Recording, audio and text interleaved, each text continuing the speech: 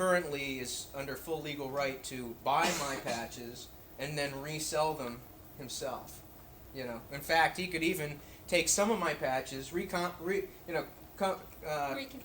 Reconfigure them and submit them for copyright as a different compilation of my own work. So that's where it kind of, you know. Okay, well that's one thing I'd like you to address in that when you're talking about it. The other thing is, are the patches that you create particular to the hardware that you're using? Well, yes and no. Okay. And I'll explain that a little bit too. Each synthesizer has essentially its own patch programming language. There are similarities across different synthesizers, but it's as if we have several different computer systems. Each one is programmed in its own particular object code. Okay? And patch programming is almost like programming an object code. It's not really like a higher level language structured programming, you know, statement oriented kind of thing at all. They've got a different way of presenting that to you. So let me just finish this and then we'll get going. Do you want to come up to the table? There's no reason for you to sit in the back. Who are you? My name's Beth Chapetta. She's been working for us for about a month and a half on publication. Oh, well, it's nice to meet you. She's helping us through all our trials and tribulations.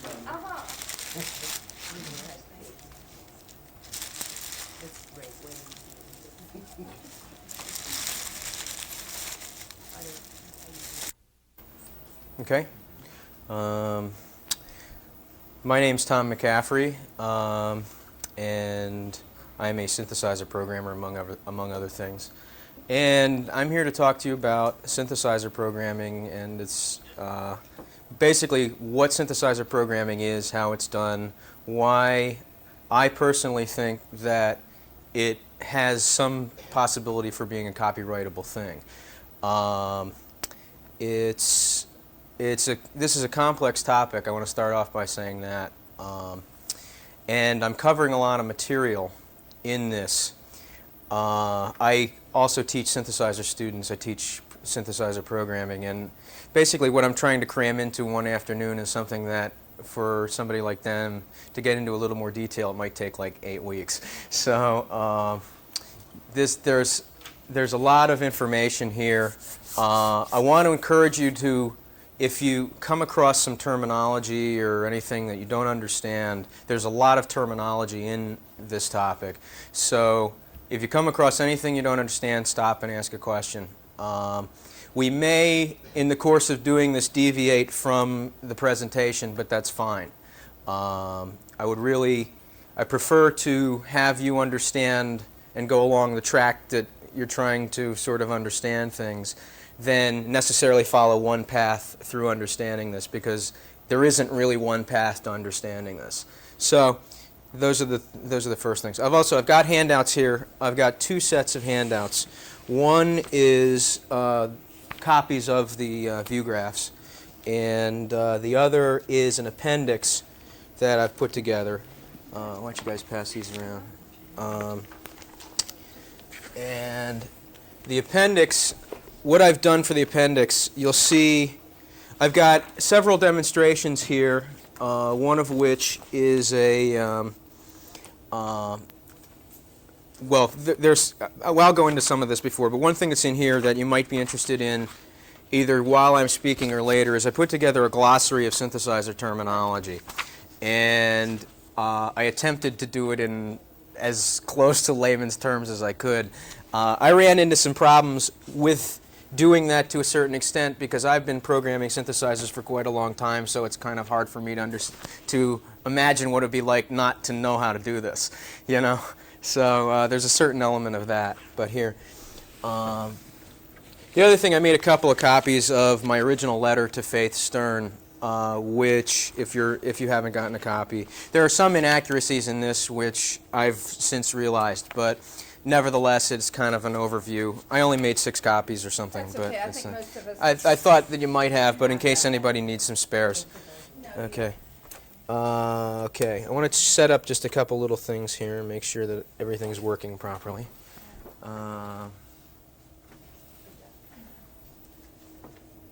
Okay, good. We're talking to the computer. I can tell I'm going to trip over this. Okay. First, you might be a little bit interested in who I am. And basically, I am the president of the Ensoniq Users Group of Philadelphia. The Ensoniq is a manufacturer of synthesizers, and a few years ago I put together a users group which is very similar to computer users groups, and it's specifically for musicians who own Ensoniq equipment. And we get together, we have monthly meetings, and we trade patches and we do stuff like that. One aspect of this is that since what I'm trading are public domain patches, I've had to sort of make my own determinations on what I consider to be a public domain patch, even though essentially at this point everything is, I suppose. The decision that I made was that I've got quite a database of patches, some of which are ones that are truly in the public domain that have been floating around. One guy gives them to another guy, that kind of thing. And I've got some that I've purchased myself from independent synthesizer programmers. And my decision has been not to release those that I have purchased or those that I know have been purchased from a particular synthesizer vendor, rather than, and then the other ones that are obviously handed around, those are the ones that we distribute. I'm sure that's more stringent than what I'm legally required to do at this point, but that's, in my mind, that's what is ethical in terms of this type of a thing. The other thing is, I myself am an independent synthesizer programmer and a consultant. I don't do so much in the way of selling patches. I did one set of patches for sale, which was this SQ80 sound bank, which was the thing that I registered. And I actually did that in conjunction with a music store that asked me to do it. And the way we actually did it was, I did it as a joint venture with them. SQ80 sound bank actually has one other programmer involved. And although I did most of the work, but he also owns the music store, so he's actually providing the distributorship and the advertising and so forth, which I really have no interest at all in doing. So that's the way it works with that. I also have done some programming of special effects for radio station IDs, those types of things where they say, where you've got the rocket ship sound or something like that, and then they go, WDAS-FM, blah, that kind of thing. I've done some of that work for hire, and I do a fair amount of studio programming.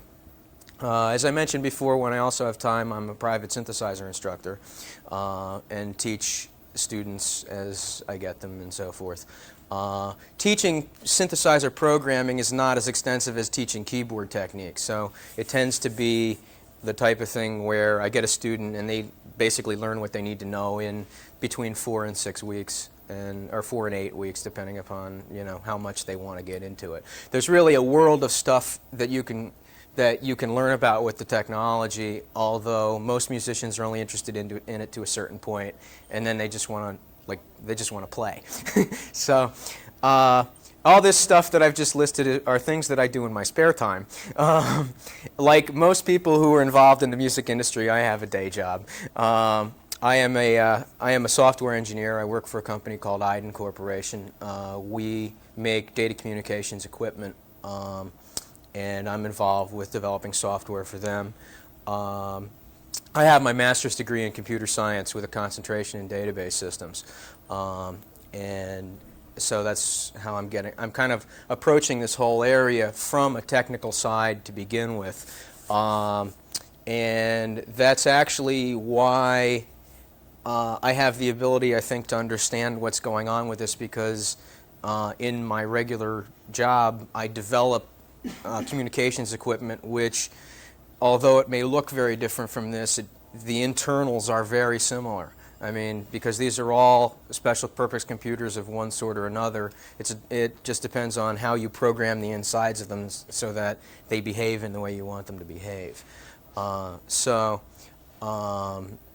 I've probably, I consider myself to be an expert in synthesizer development and that sort of thing. Second only to the actual people who have the opportunity to actually develop them. I've tried to get a position with companies like that for a while. The difficulty with that, of course, is that everybody wants to do it. So the synthesizer represents what would be the hardware and hardware and software. Hardware and software. Yes. And you're developing something comparable to the software, Well, to the database. It's actually, yes, you're on the right track, okay? Every computer, regardless of whether it's an IBM PC or a specific device of one sort or another, anything that has a microprocessor in it, has what's called an operating system, which is software which tells it how to be what it is, okay? IBM PC is a great example because everybody knows what MS-DOS is, for example. Every microprocessor-based system must have something in it which is like MS-DOS, okay? Now, a synthesizer is somewhat like a PC in that you know that in MS-DOS you can write another program using some sort of a language which causes it to do something else, okay? Something bigger or more specific than just being a computer or just being the device that it is, okay?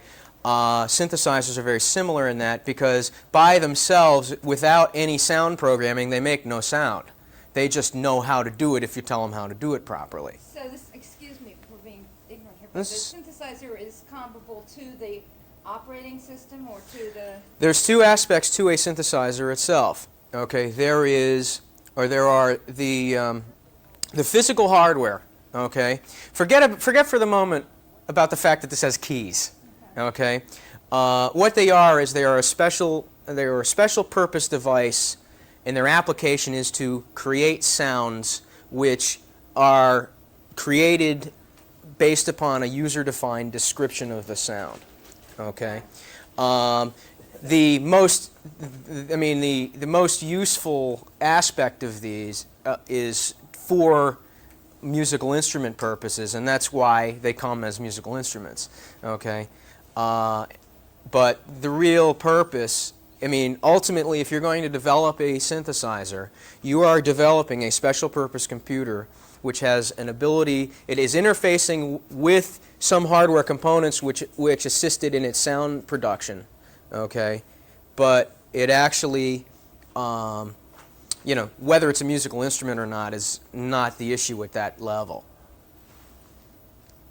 Okay, let me go to the next. Does that straighten that out? I'm going to discuss that a little bit more in some more detail. I've got some view graphs that address this issue. So. Well, then, the patching, I'm just trying to make analogies in Oh, terms that we understand from Yeah. copyright terms. Yeah. The patching that you're creating, is that comparable to a database or is it comparable to software? Well, it's actually, Or none of it's the- really comparable to a program, okay? And actually, you've got several patches in there which are actually comparable to a database of programs, a database of individual programs, okay? So that's, you guys are already jumping to the end of my presentation. So one other thing I wanted to point out about myself is that I consider myself, well, Renee in particular has given me a great deal of information on copyright law itself, which I've attempted to read as much as possible. So I consider myself to be somewhat knowledgeable in copyright law, although I'm not going to, I'm not going to tell you that I know how to do it, in terms of this. What I hope to accomplish by this is just to get you guys to understand the technology to the point where you can make your own decision, I happen to feel the one way about it, but I can see the gray areas in terms of getting into this. There are definitely some gray areas involved. And like I said before, it's probably going to come down to whether you think, how many gray areas you think there are versus how many times there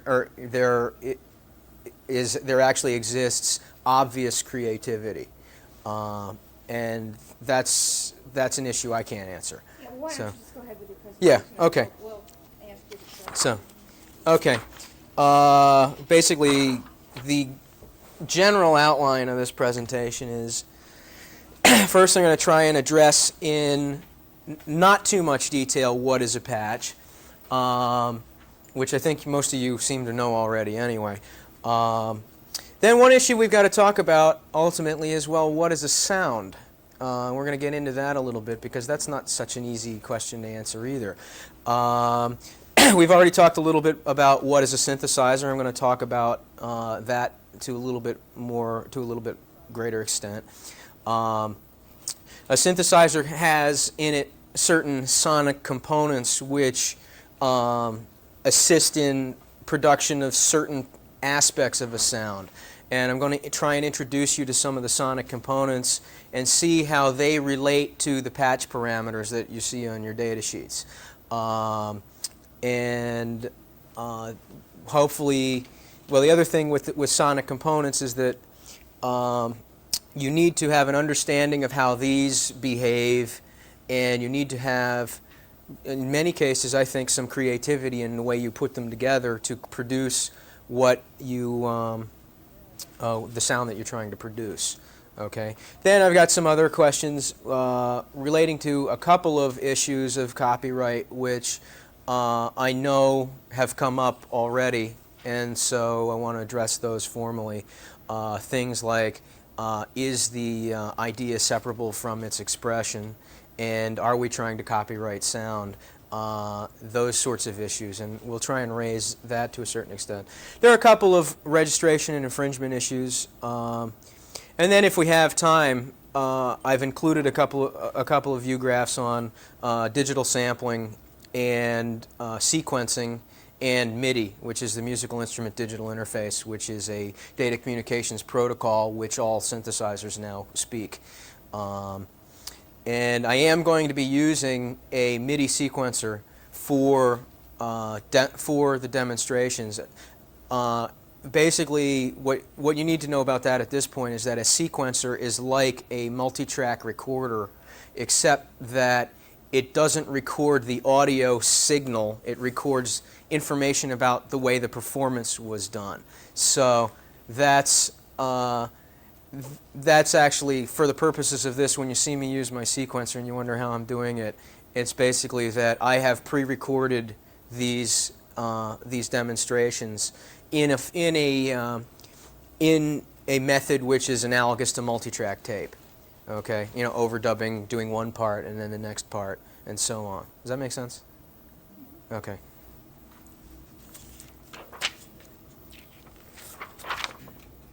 Okay. Let's see.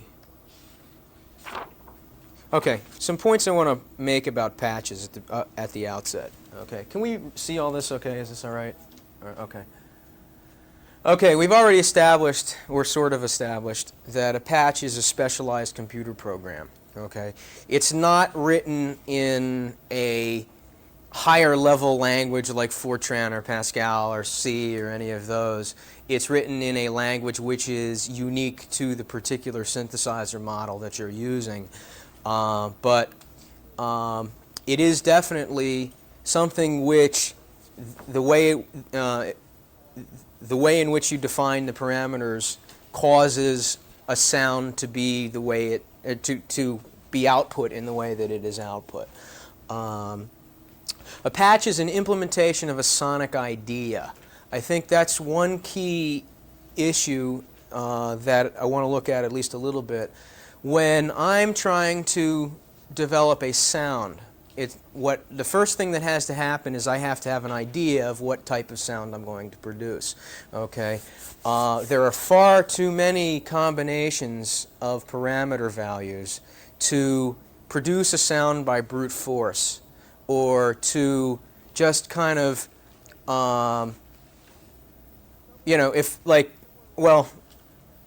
essentially somewhere along the line, you have to have an idea of what you're doing, what you want the sound to ultimately sound like. And so that's essentially the idea portion of the process of programming. I'm going to talk a little bit more about that. There are also, in synthesizers, particularly now, there are many different ways to implement essentially the same sonic idea or a very similar sonic idea. One question that came up in the course of this is, well, can you have two different ways to program the same sound, or many different ways to program the same sound? And the answer is generally yes, okay, but it depends On the same instrument. on the same instrument, on the same hardware, okay? And the question is this, okay? See, because the big issue on this is, how do you define what is the same sound, okay? Now, and there are a couple of different ways you can look at that, okay? One thing is you can plug an oscilloscope into the back of the thing and look at the waveform coming out and see if the waveform's identical, okay? I'm not exactly going to claim that you can do that in very many ways, okay? However, on the other hand, if we look at it in terms of its application, okay, and we look at it in terms of, for example, the same trumpet, very same trumpet, when blown by two different performers, or blown twice by the same performer, could produce what would be very different sounds, although a trumpet sound is still a trumpet sound. And I think the definition that I'm looking at here in terms of this is somewhere in the middle between those two. One aspect of synthesizer programming is that, well, you really, in one program, it's hard to get a lot of variation of one sound. There are things you can do to vary the sound in live performance, but not very much. I mean, if you have one kind of flute sound programmed, that's the kind of flute sound you're going to get. And if what you want is a different kind of flute sound, you're going to have to make a different patch. And I'm going to try and get into this in a little bit more detail, but if you look at the characteristics of these sounds, you will find, if what you want is a flute patch with a particular characteristic, such as with flutes, for example, flutes have a characteristic that the very beginning of the sound has a breathy sort of a quality to it, and then it mellows out into a longer, more sustained round tone. You may decide that what you want is, you want one that has a sort of a caricaturistic, breathy flute attack in this sound. And there are definitely different ways to produce something that has that same caricature. That is another, I mean, those two sounds, when you play them next to each other, will sound similar. And in fact, if you're in a recording studio or if you're at a gig or something, either one of them will do, for what you're trying to do. They may not sound exactly the same or look exactly the same through an oscilloscope if you analyze the waveforms. But the way that it is certainly perceived, at least in where synthesizers are used, to a certain extent, I mean, to a very large extent, it's like if I come out with a great piano patch and I want to charge $500 for it because I think it's that great, somebody's going to say, forget it, I'll use this guy's, So there's definitely, that aspect of it. The one patch is just going to represent that one tone, right, or that one sound. Just one note. It's No, but the one sound, the sound of blowing the trumpet. Yes, essentially. Now, there are things you can do. For example, synthesizers now have what are called velocity-sensitive keyboards. Like a piano, you know how with a piano you can hit a key. If you hit a key harder, you get a louder and brighter tone out of the piano itself than if you hit it softly. In fact, I mean, velocity in itself is one. Well, when velocity came to synthesizers, that's when things really started to blow up, because once you have the ability to inflect the sound based on velocity, you have the ability to do you have much more flexibility in programming within one sound. So one aspect of things that one aspect that you need to program into your sound is how the sound is going to behave when the key is struck harder versus when it's struck more softly. Typically what you want to do is, most acoustic instruments have the quality that the harder you strike the note, the brighter the sound is, the louder the sound is, and the longer its duration. However, within those three dimensions, there are quite a number of different possible things you could do to your sound. So the real so- answer is it would depend on the hardware. It depends on the hardware, but virtually every synthesizer that has come out in the past 5 years or so has this ability. Yeah. Synthesizers prior to that, they didn't have that, and they were more. They're not as interesting to program, but nevertheless, yeah, that's a very important aspect of sound programming. Actually, is just the aspect of what happens, how you program the velocity into the sound. The actual mechanics are fairly easy, but the actual decision of how you want to do it and fine-tuning it such that it behaves in the way you want to behave is a very important aspect of it. For example, when people, like piano players in particular, okay, if you're creating a piano patch, different piano players have a different way that they like the keyboard to feel. And the way the keyboard feels is dependent primarily on how you program the velocity in a patch.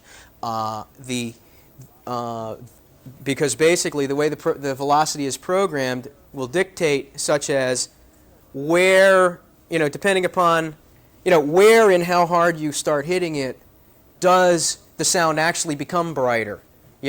Some patches you can program so that you can hit them fairly hard and they still sound pretty mellow. Other ones you may not have to hit them much at all and they'll sound very bright right from the start. It depends on how you want to do that. There's also the aspects of how the sound decays when that is happening and that sort of thing. There's a lot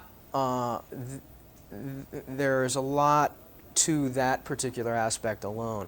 There are other aspects also which are important in terms of what makes it sound like a piano versus a flute, and that's a whole other issue.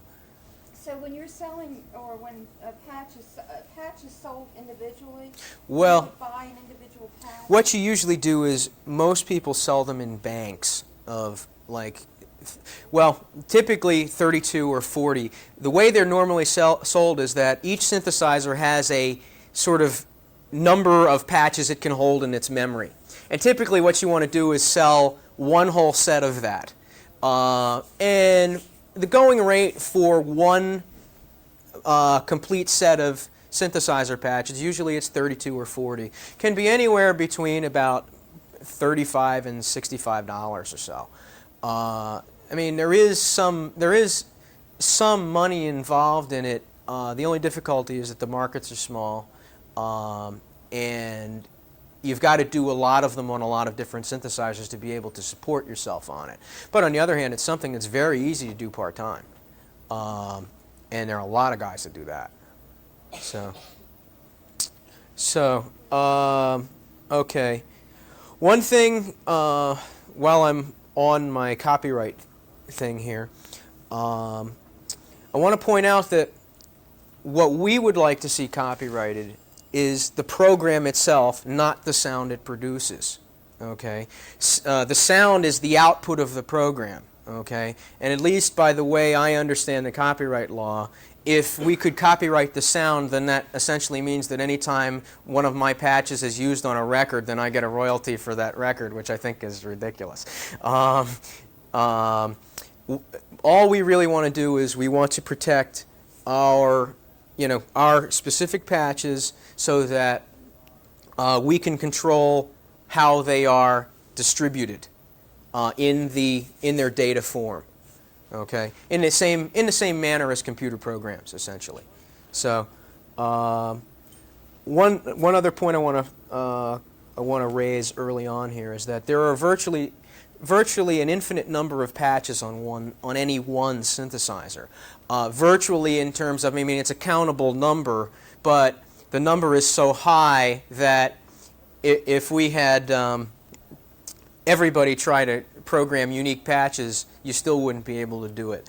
The example I've got here is on the Yamaha DX7. The Yamaha DX7 it's this keyboard here, which is kind of dirty right now. But the Yamaha DX7 is the most popular synthesizer ever sold. Over 300,000 DX7s have been sold, which is an astronomical number for keyboards. Most keyboards can expect to see a market of maybe 20 to 30,000 in sales.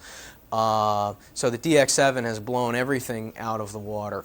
On this particular instrument, by the multiplication principle, if you added up every possible unique patch that you could produce on a DX7, the number is 10 to the 231st power approximately. So it's 10 with 200 zeros on it, okay? And to just get an idea of the magnitude of that number, if every one of the 4.5 billion people stopped everything they were doing and started producing DX7 patches at a rate of 1 per second, which is ridiculous, if they did it 1 per second for an entire 70-year lifetime, we would only produce 10 to the 19th patches. I don't know what that is, but that's a few trillion or something, quintillion or something. You should be a Okay. lobbyist. So the point by that is really that you're not going to come up with a good patch by brute force. There's certainly no way that you can do that. And when you're working with something that vast, you need to have an understanding and sort of an ability and creativity to what you're trying to do, because you're not just going to land on something. And I'll go into that a little bit more when we talk a little bit more about synthesizers themselves. But so the other point here is that it's virtually impossible for two independent programmers to come up with the exact same patch on any instrument of this magnitude unless one of them copied it from the other. Okay? In spite of the fact that two may have the same sonic idea and they may have the same way of working, the same way of going about what they do, because each programmer learns how to program a little bit different and they get a slightly different viewpoint. But even if they both had exactly the same viewpoint, if they were working on the same sonic idea, it's virtually impossible that each of them would come up with the exact same parameter values. It's just not going to happen.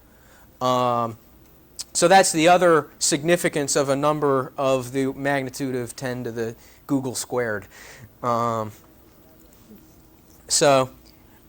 as I've said before, the other thing is that there is an emerging industry in synthesizer programmers, as we've said, and synthesizers are only going to become more popular.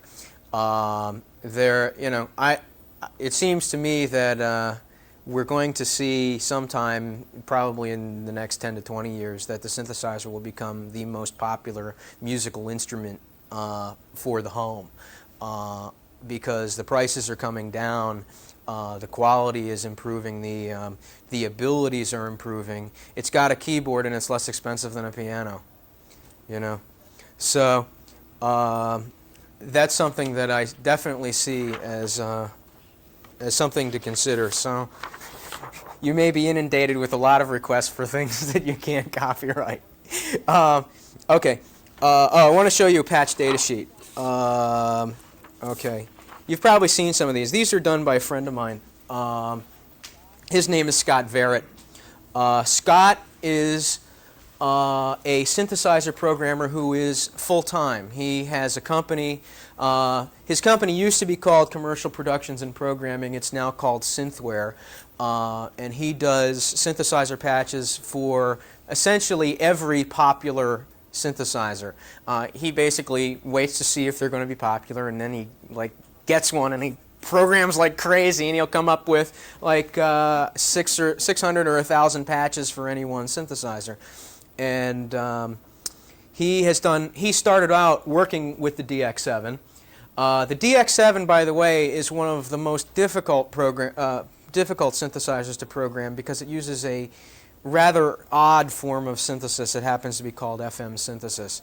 So DX7 programmers in particular have always been in demand because musicians don't have the slightest idea how to program a DX7. What we see here, okay, in this patch data sheet is, okay, you see the name is acoustic piano, that's fine. It's got various parameters like algorithm and feedback and these LFO parameters here. An LFO means a low frequency oscillator. It adds things like vibrato and so forth. And you see a lot of parameters over in this section over here which are actually related to things called envelopes. An envelope is something that describes the behavior of a sound over time. And that is something that how an envelope behaves is kind of an art in itself, just because although the mechanics of setting an envelope to be one way or the other are very simple, they've made it simple in terms of you've got the parameters and you vary them. But the way in which you actually want that to be can make a sound be a great sound or a not so great sound. That's one aspect of it. Another very important aspect of it is how what the harmonic content of the sound is and how that changes over time. That's another aspect of it. That's these frequency fine and frequency coarse settings here have to do with that.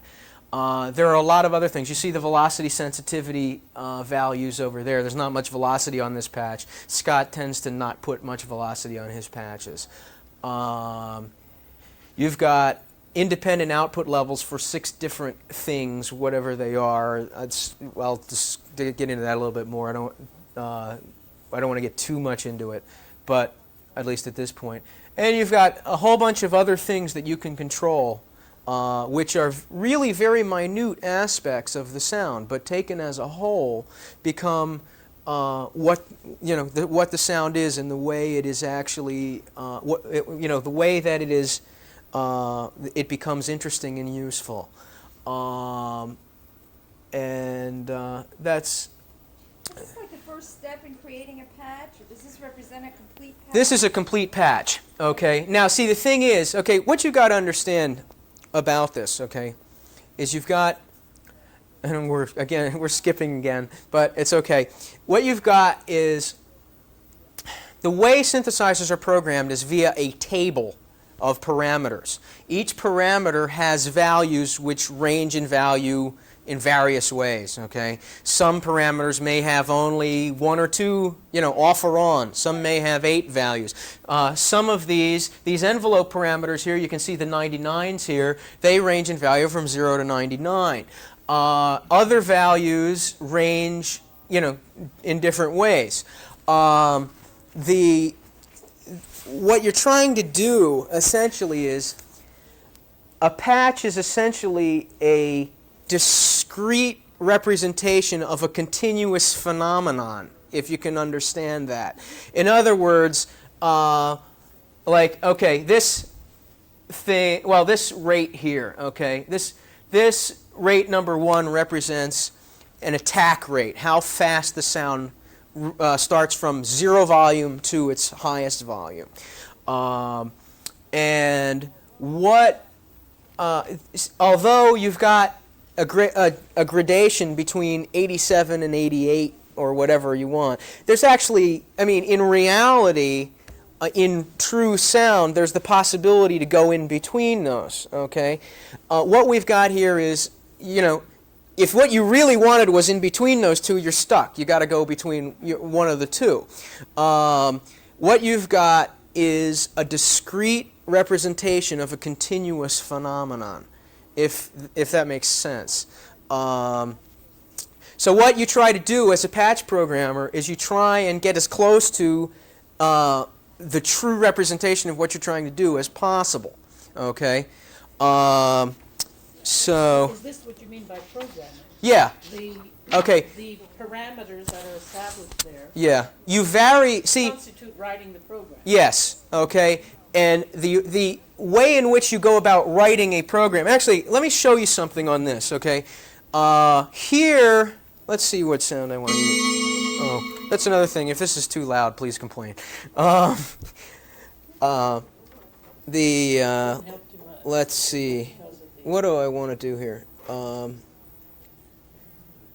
I've got, and the separation between this walls. Objection? okay, Now it'll be softer. most of these are pretty spacey sounds. Let's try this piano sound. Okay, what I'm going to do here is show you to a certain extent. Okay. This is a program which allows editing of parameters. I suppose you can't see this very well. This one talks to the Ensoniq SQ80. Okay, it's not the same as it's not the same synthesizer as what I have up there, but the concept is similar. Okay, you've got on the SQ80 you've got various parameters here, and unfortunately you probably can't see them particularly. What I can do, okay, this is a piano sound that I've got. Now what I can do here is, for example, if I wanted that piano sound to gradually come in, I could go to one of these parameters here and pull it down. Okay, now I should have a sound that, nope, that's not it. Okay, something, wait a minute here. Let me see here. Oh, I'm not talking to it, that's why. Okay. Okay, now we got it. Oh. Yeah, as you can see, I took almost all of it out. Let me pull this up a little more. Okay. You can also see the envelope shape moving on the right there, if you can see it. Okay, I got one other parameter I got to deal with. Often the interaction, it's usually the case that parameters interact with each other so that I might have to change one thing, you might have to change many things to get the effect that I want. And what you need to do then is you need to change them, you know, then it becomes sort of a juxtaposition of values that produce the effect that you want. And what you really need to do to actually get it to do what you want is you need to sort of first think about where they kind of belong and then go in and then you kind of fiddle with them a little bit. Okay, we're still not there yet on that. Let's pull this. This is the attack parameter again. Oh no, this is the level parameter. That's why this isn't working. This is T1. Right. Oh, T1 is 0, right. And so we'll make the time.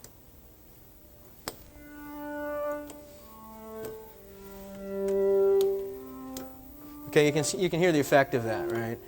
Now, I mean, that in itself is kind of interesting, but you know. Now, like another effect that I would probably want to add on top of that is that, for example, you've got, again, I'm getting back to velocity. One velocity effect you can have is that you can program it so that if you've got an attack that comes in slowly, you can program it so that the velocity causes the attack to come in faster. So soft notes come in gradually, but hard notes come in more quickly. Let me actually crank this one up a little more even. Well, wait a minute. I think I've actually blown this so far back that it's yeah.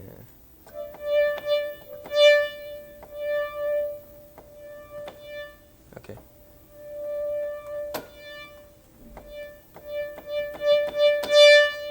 Okay. Here you can kind of hear it. It usually takes more fooling around than I can do in a couple minutes, but you can hear how the low notes come in more gradually. Okay, that's just one example of a very small aspect of a sound that these parameters represent, okay? The way you actually go about programming a sound is you really have to go in and set each one of these parameters to its proper value for what it is you're trying to do. And this is essentially, I mean, each one of these parameters represents an instruction to the internal software and the synthesizer to do something to that extent, if you understand. You know, if I have a very high time, attack time, it's going to tell the synthesizer, instruct the synthesizer to, you know, very gradually increase the sound. If it's if it with a lower value indicates that it's a, you know, a more abrupt sort of thing, and that's one example. So it is. So what? Well, is that represent the operating system sort of? In a sense, yeah. And that you know your voice data chart. Okay. That would be sort of like If- notating what you've got. If I took this and printed it out, Yeah. that's what it is. Okay. And the way I look at this, something like this is essentially the source code of what you've got. Okay. The actual representation in here, I mean, there is really no source code per se on the synthesizer itself, because the other way I can go in and program, if I'm not using a patch editing program like this, I could just go in through the front panel and it shows the values, and really what you're doing is you're varying the values in there, and it's just sticking them right into memory where they belong. It's really kind of interpreting them into object code right away, if that makes sense. Translating them or something. Yeah. So so I would consider that if you print this out in a human readable form, it may not make much sense to you, or it doesn't really make much sense to me just looking at them really. I can look at the values and have some idea of what the sound is going to sound like, but there are some aspects that you really can't tell just by looking at them. But nevertheless, it is a human readable form, and it is a way that you can compare to see that they are the same or different, you know. So that's basically what they are. Okay, quickly going to put this one up. This is an explanation of what we just saw to a certain extent. This is one example of a patch that's represented on paper. Patches can also be stored in binary format. They're actually, one thing that I forgot there is the most common place where they're stored is actually in non-volatile RAM in the machine, in the synthesizer's memory. The other places where they can be stored very often is on disks, or data cassette, or these special data cartridges, which are really just like non-volatile memory.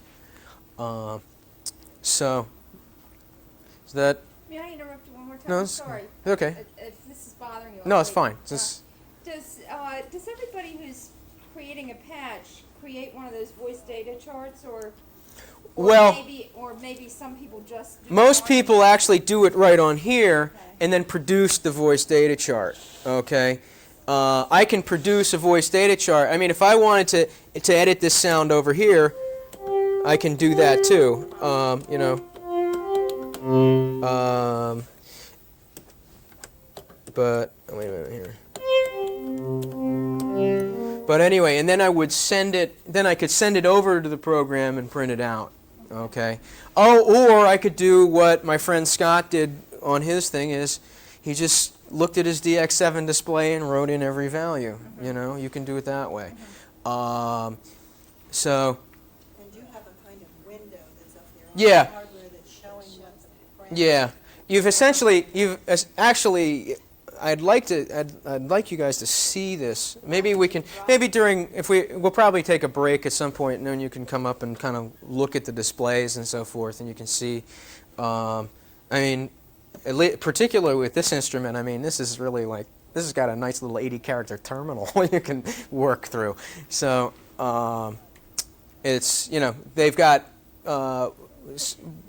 they've got displays. Some are more elaborate than others. All of them allow you to do what you want to do, at least in a minimum sense. So But why would you do the visual I did. form first? No, why would your friend do that if he had the capability of just printing it out? What's the advantage? Well, he probably didn't have a program to do it. I mean, no, there's no advantage to sitting there and painstakingly writing the values down. See, one thing about this form of programming is that the values are kind of, they're significant, but they're not, it's hard to describe. I mean, a good programmer will know that certain values produce certain results, but it's more, the values are kind of a result of what you're doing, to a certain extent. I don't know if I agree with that entirely. There is experimentation involved, but I think that it's, in terms of landing on the specific value. In terms of playing around with the sounds, in terms of trying different combinations, till you hear the sound that you want. Well, you can't just experiment without knowing what you're doing, because that's, You have to understand the instrument. Yeah, okay. In that context, yes, because see, one problem you've got with this kind of a programming interface is that you can kick one thing up and then it's going to totally change another value, and you're going to go back to that one, and then you're back, and that might change something else. So you've got sort of an iterative process of doing one thing so you get one type of value or one type of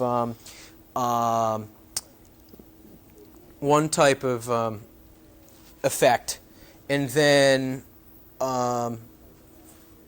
then you got to go back and do the other sorts of things. That's kind of how that works. Okay, the DX7 happens to have 166 different parameters. So, you've got to you really, to do a good patch, you really do need to fool with just about all of them. The SQ80 has not quite as many. It's got 125. And each of these range in various values. The DX7 happens to have a lot that range from 0 to 100. That's actually why I used it to calculate the total number of patches, because it's easy. You don't have to get, not too much logarithms involved in calculating But that. are you dealing with each one of 166, or are you dealing with 10 different groups? Both, okay? There are, you're actually dealing with each one. The way you look at them is actually, let me put this back up, okay?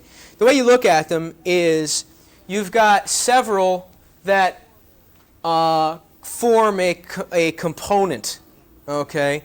Like each of these, okay, like I described a little bit what an envelope was. These are the initial rate that the envelope attacks, its first decay rate, a second decay rate, and what's called a release rate. Here you've got the levels: the first level, the second level, the third level, and the final level.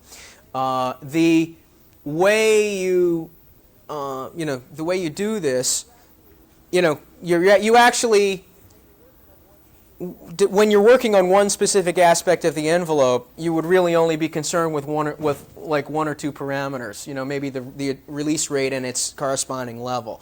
The envelope as a whole, however, is kind of one component which needs to work together to produce what it is you're trying to produce. If that makes sense.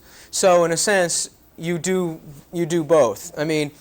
To do a good patch, you really need to address nearly all of the parameters. There will be some parameters in certain patches that you may not be interested in, but depending upon the patch, depends upon which of those parameters you're not interested in. Like, for example, one thing here, we've got what's called a pitch envelope.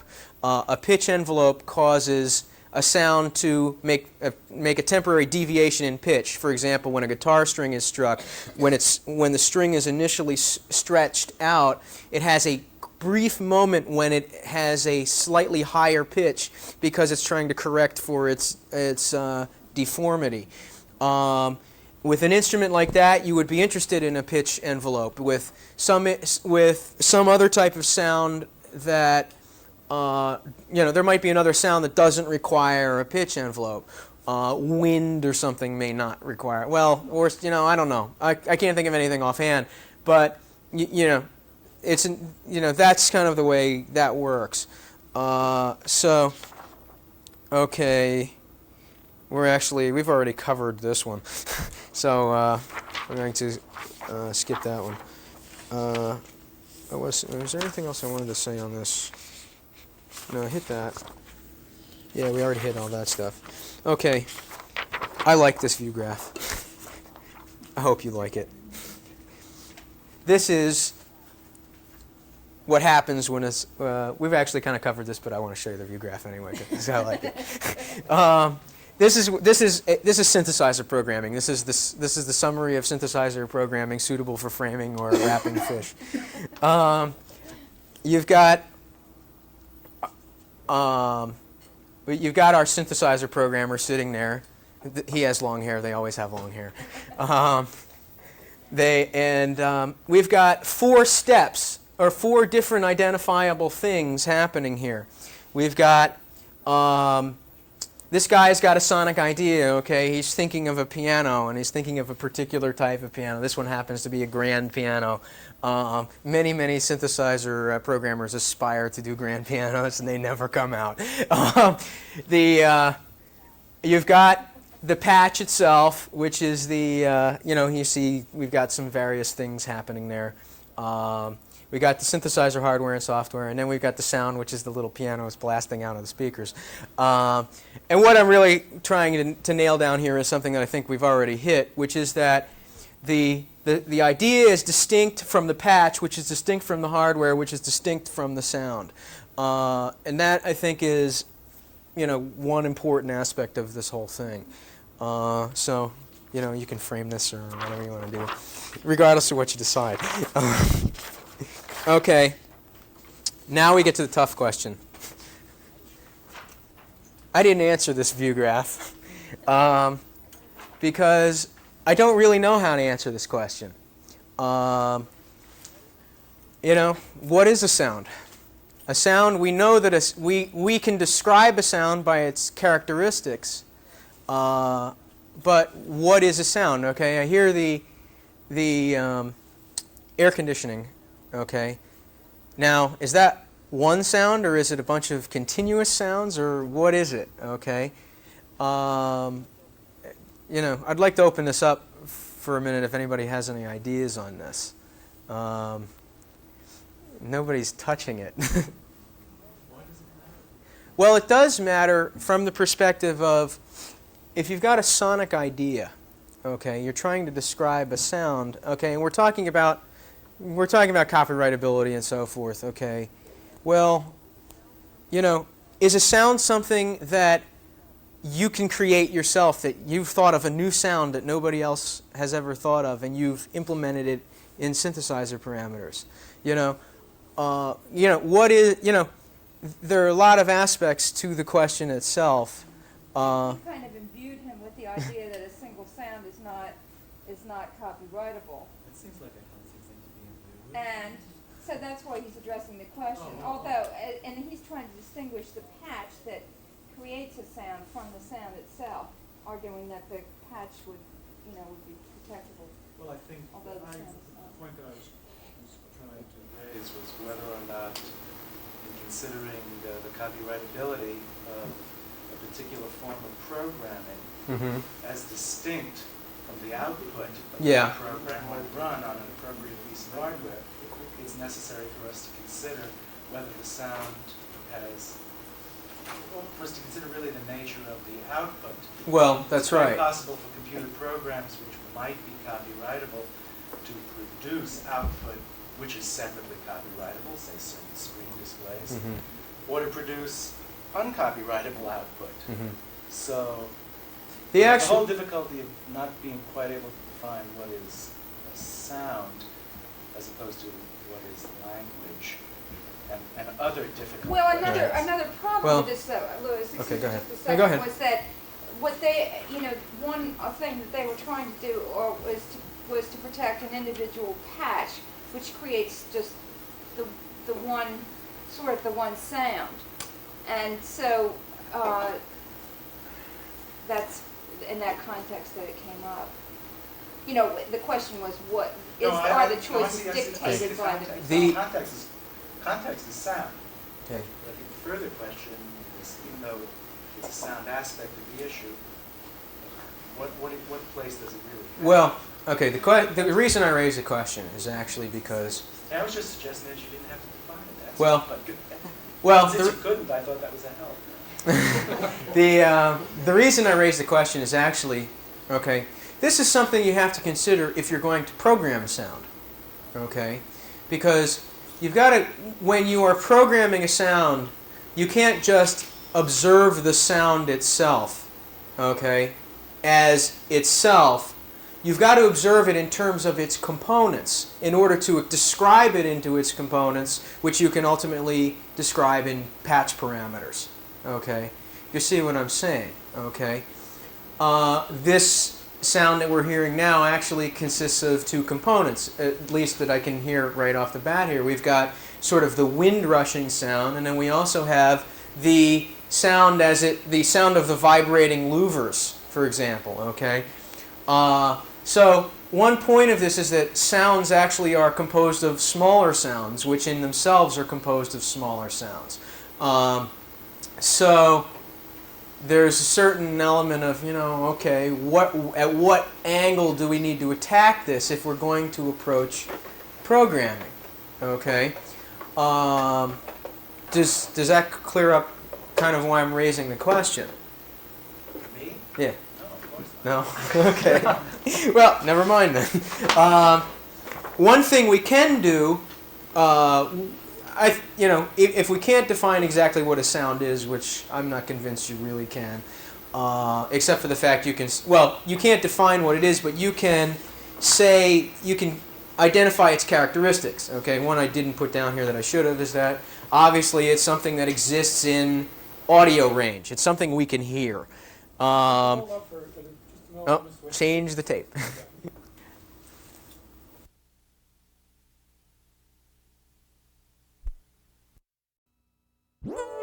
Is that too loud, too soft, too... I was also intending to talk over this, but... Actually, should have started this at the last view graph when we had all the dead air. But...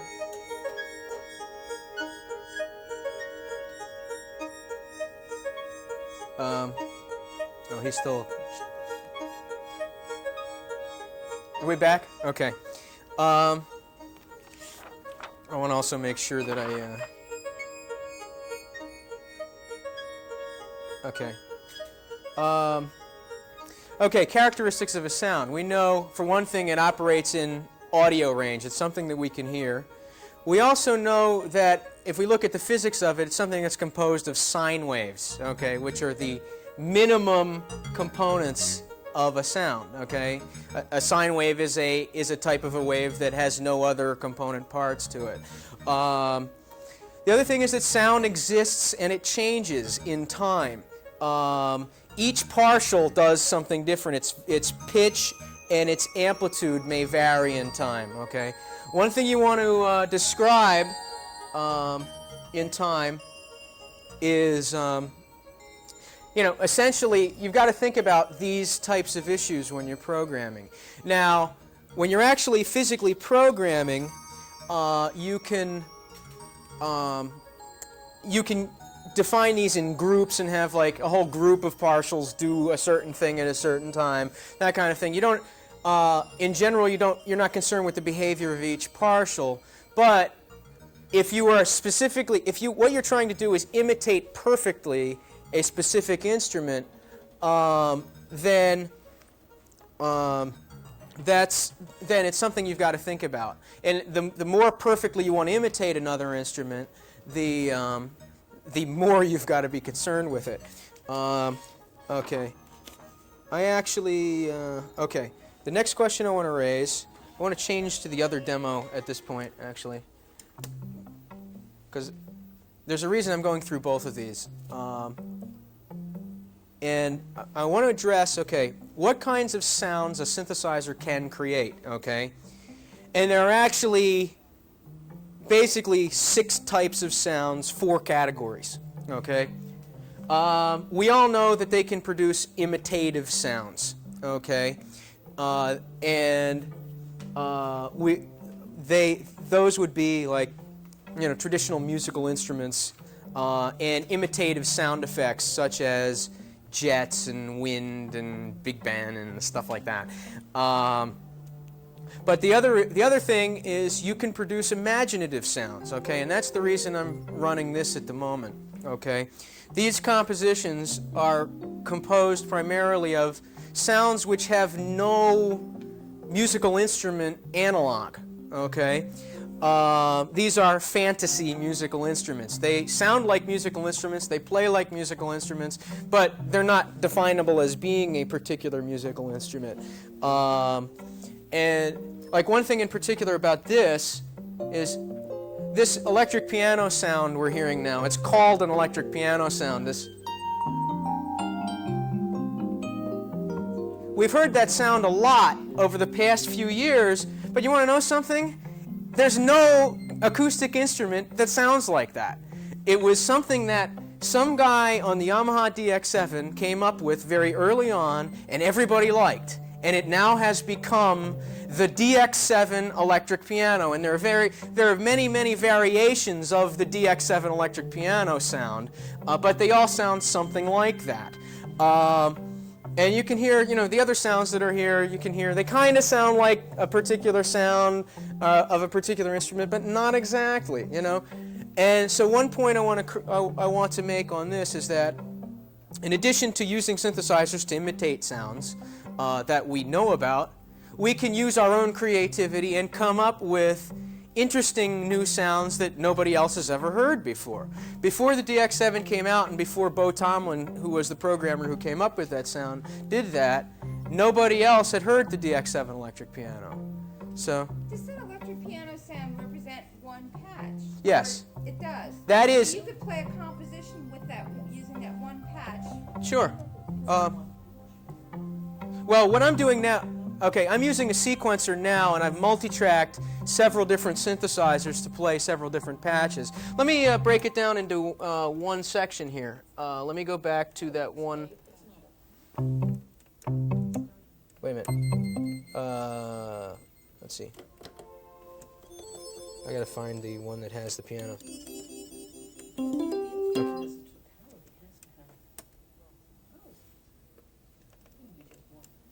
Well, okay.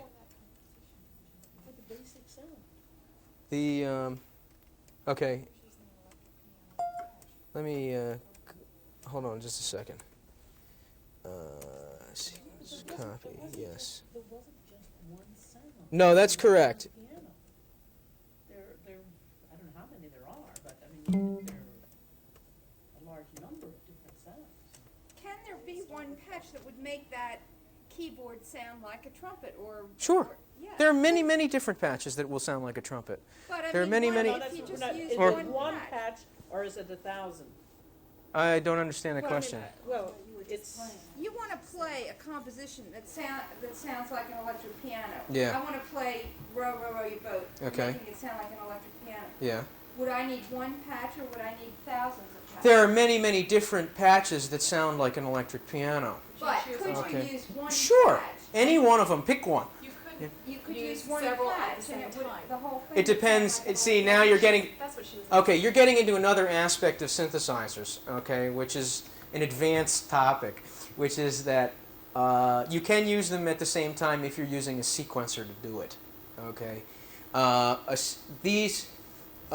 sequencer is, as I said before, it's a multi-track, like a multi-track tape recorder. No, No? let's throw the sequencer out. Let's start with one person sitting down at a keyboard. Okay. I want to use that keyboard just to noodle around. Okay. And I want it to sound like a distinctive trumpet sound, Okay. Right. which is commercially available in some form Okay. for me to program into the machine. Okay. You're saying How you don't many have patches are we talking about am I putting into the memory of the machine? probably a lot of them. A lot of them so that I could use all of those keys Oh. to get trumpet effects. Yeah. I mean, okay. Wait a minute. Least you need is one. What are we talking about? Back it up a minute, okay? Lost this. What I'm talking about is, okay, at one time you only need one, but there may be many, many that are available that are suitable. Is this okay? No, I know. No, I yeah, know. that's right. No, That's not the what we're issue. getting at. Okay. The question is, if I decide that something is suitable, how many patches will I have to put into the memory so Oh. that I will be able to use that keyboard solely as a trumpet sound instrument? One. One. Yeah. Okay. One patch operates all the All, keys. all. Oh, of yes. That's That what I'm getting is. at. It's Now, No. because I can exactly use the what it is. hardware Mhm. and the programming in the hardware to modify yet still further Yes. the sound quality that's the core produced by the patch in actual performance. Say that again. There are controls on that which would enable me in playing that Mhm. keyboard to alter certain aspects of the sound which the patch permits me to produce, right? Yes. Yes. That's correct. Sure. Yeah. Velocity, for Sure, example. I can bend it, do all Uh, sorts of stuff. That's Yeah. correct. Right. Okay. The composition that you just played for us has a patch for the electric piano sound. It's got a patch Has for. several other patches patches for those other ones. sounds Yes. That we heard. That's Basically, it's correct. one patch Right. per instrument. Yes, that's correct. Okay, that's what. I That's was exactly trying to correct. get at, yeah. Okay. So in a sense, then you're orchestrating as you do it. Yes, that's correct. And I'm using a sequencer to do that because obviously I can't play all those at one time. Yeah. So, Now, with the sequencer, then you're almost producing. The yeah, original, you are actually. The original Yamaha sound Yes. is one patch. One patch. Here, right here. Right? Same thing. Right? One time. One patch controls all the keys, if that's what you mean. Now, if I want. Okay. I think a problem.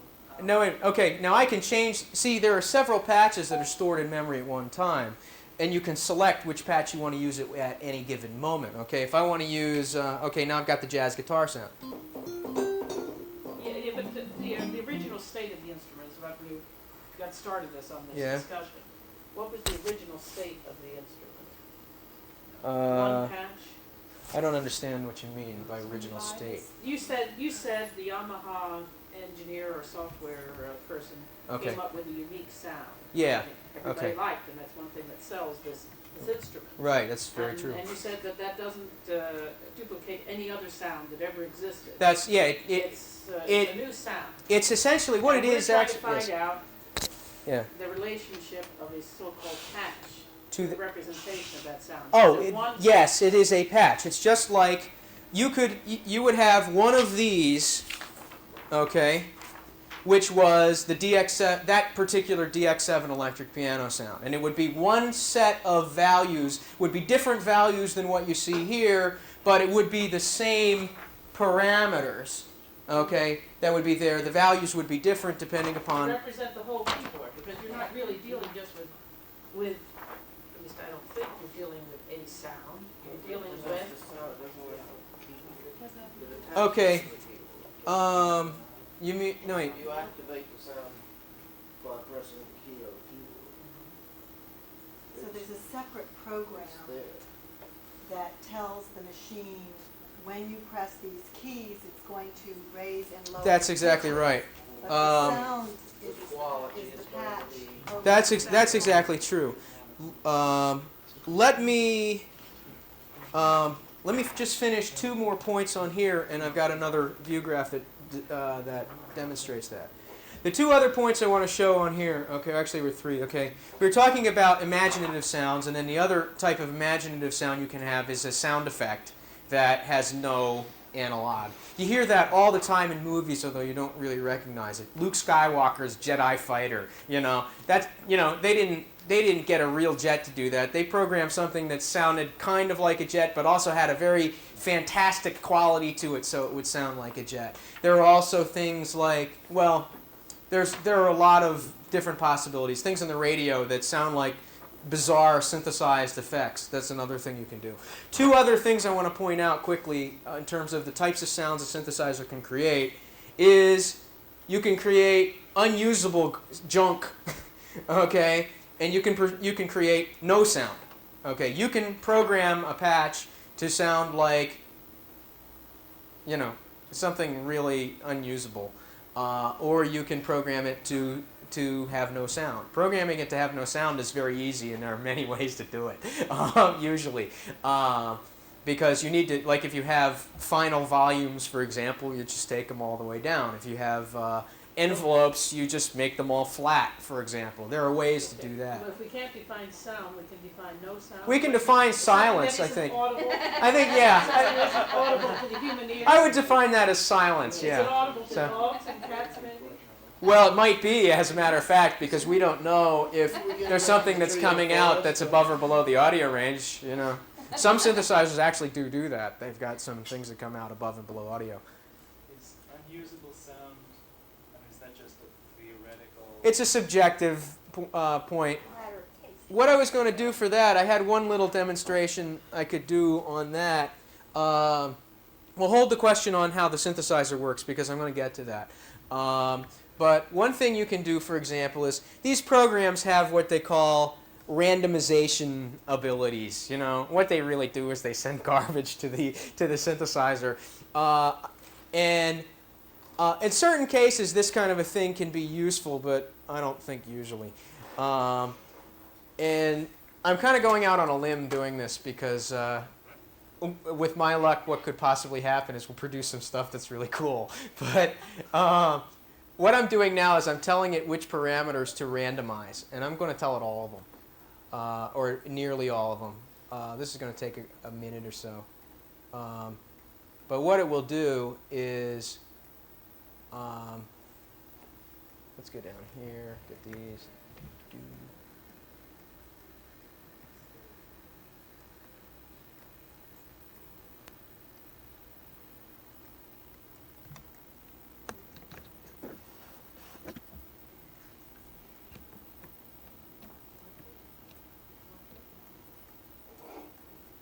Now, one point I want to make about randomness in sounds is that although my bet is going to be that we're going to come up with some stuff that in and of itself you would say, well, that's a sound, but, so what? And one point I want to make, though, is that some of them may turn out to be, you might look at that and you can say, well, you might be able to do something with that sound to turn it into something. And the response I have to that is, at that point, you have defined a sonic idea, which, granted, was through the assistance of the output of a program, but I think we do that all the time in a lot of other sorts of things. And what you would do then is you would take the existing patch in its current condition, and then you would modify it to the point where it turned into something that was useful. Actually, I don't want to randomize that. Okay, now... I want to randomize these guys. And we'll just see what happens here. Okay, it just randomized a whole bunch of stuff here. Okay, and here we have something that's, first, it's very close to being silent. Let's listen to this. Not something I'd really want to... Maybe, but you'd have to... See, the point is, even if I was going to use it as is, I'd have to go in and I'd have to fix it up to the point where it would sound more like... because you can hear like all the noise that... I really had to boost the volume and so forth in order to do that. Let's try it one more time and see what else we come up with.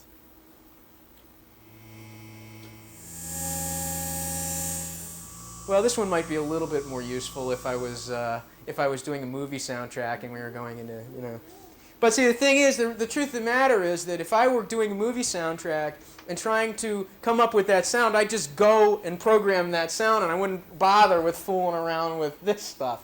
Because the chances of getting what I want by doing it this way are, you know, 1 in Google squared, you know? So that's the other thing. If you ever randomize and you get something you like, you better keep it. But, so... No matter what it looks like. Yeah. So anyway, I gotta pull the volume down on this because. Okay. So anyway, that's that aspect of it. Okay. This next view graph we've already established everything, just about everything on here. I've already said it's a device that produces sound based upon a description. It's packaged as an electronic musical instrument. We know it's a computer. The one thing I want to point out, though, is that the way they're packaged is that they are a toolbox of these sonic components, things like envelopes and oscillators and stuff like that. And the reason they're done that way is because that's manufacturers do this to provide a way that musicians can kind of comprehend what's going on. You know, there are certainly other ways that you could program a sound. It's conceivable that you could write a program to generate a sound of a particular type. In fact, that's what this thing does, except it takes your input, you know. But it would be much more difficult, and you'd need to be able to do, you know, need to be a real computer programmer to do it, which wouldn't sell many instruments. So the sonic components are very important in how you choose to program things. Maybe I should have done this one first. Anyway, now we're going to get back to the question that you raised. Okay, how a synthesizer works. Okay, we've already discussed this to some extent. We know that we've got synthesizer hardware and we've got its software, which is its operating system. We also know that it goes through amplification and speakers to actually produce a sound. But we've got actually 2 different types of inputs to the synthesizer's operating system, as you've observed. Okay, one of them is the patch, which we've been talking about. The other is performance information. You know, what's going on, when I hit the key. Okay, so the program itself sits there and it scans the keyboard and it just keeps scanning the keyboard, and or there are other similar techniques for doing it, but essentially the program is sitting there trying to read the keyboard, saying, okay, what's going on here? Okay, and when it senses that a key has been depressed, it determines what its velocity was, and then goes to. It also determines what patch it's supposed to be using at that time, and takes that information and runs that patch program essentially to produce the output, which is the sound. Okay? And it does so actually every time you hit a key, you're essentially running the patch program, or, you get what I mean. Okay? So one interesting thing about this synthesizer, which kind of proves my point, is that this synthesizer is what's called a polytimbral synthesizer. It can sound like more than one thing at one time. And so what I can do, for example, is I can hold down one key, play the piano note,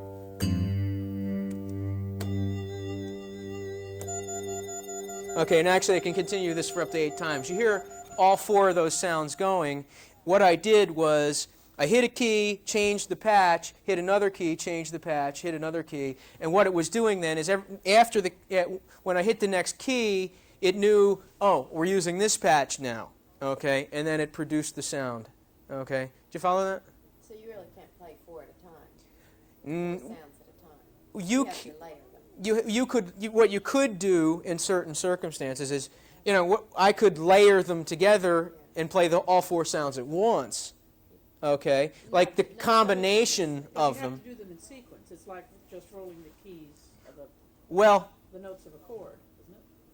Oh, okay. one at a time. Well, what you can and can't do in this respect, okay? To a certain extent, I mean, within the concept of a performance, if I was good enough at it, I could probably get it to the point where I could fly around and, I want one note that's like this, and then, hit the patch and throw that in there, that kind of thing. The other thing that you can do is you can program the sound so that you've got more than one more than one patch sounding at one time. Okay, in other words, when you hit the key, it plays both patches simultaneously, not just one. Okay, and actually what it's got is, this is actually a multi-processing sort of a system, and it's got actually 8 different notes that you can produce simultaneously in here. And what it does is, when you tell it to do it that way, it tells it to take 2 of those 8 notes and run 2 different patch programs simultaneously on those to produce one output. Does that make sense? Okay, so that's another way that you can do multiple sounds at one time. The other thing is that this synthesizer has a sequencer in it, which a sequencer is, like I said before, it's something that records events of performance events in time, like tape, only it's done digitally in the memory of the synthesizer. And it will play back. You tell it which sound you want for that particular performance, and then you do another one. You tell it which sound to use for the next one, and so on. And then it will play the different performances simultaneously, but you're not physically playing it anymore. It's imitating what you've previously played. So any questions on this? Okay. I've got some kind of technical information here, and I want to, how are we doing here? You want to take a break? Yeah. Okay. Tom is a man, and men are this, and you go through like that, and it actually arrives at a result in that manner, but yet what you are giving it is a bunch of rules which are a static set of axioms. And actually, this is very much like that in that respect.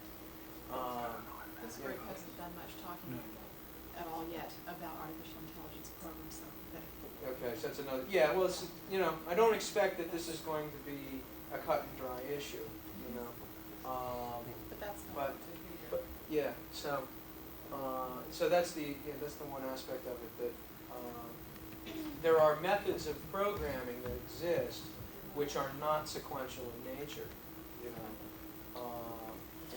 this is an example of them.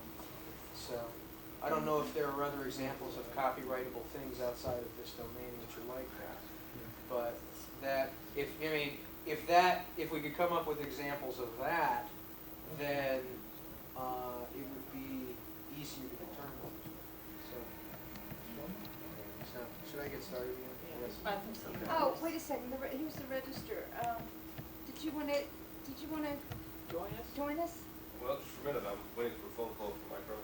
Oh, okay, this is Mr. McCaffrey from Hi, how are you? Roslyn, Pennsylvania. Hi, how are you? And he's showing us what's involved in creating synthesizer patches. Okay. Okay. He So owns a company. What do you want to know? it's a users group. Users group. Okay. It's akin to computer users groups essentially, except it specifically concentrates on these particular synthesizers. And ones that are manufactured by Ensoniq Corporation, which I happen to be affiliated in an odd sort of way with. But No, go ahead and put on your mic, why don't you? oh yeah.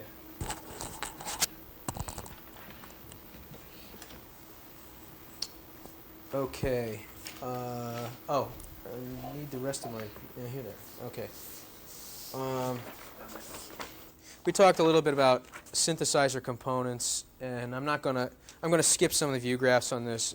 It goes into a lot of detail, but I wanted to point out some of the common ones are.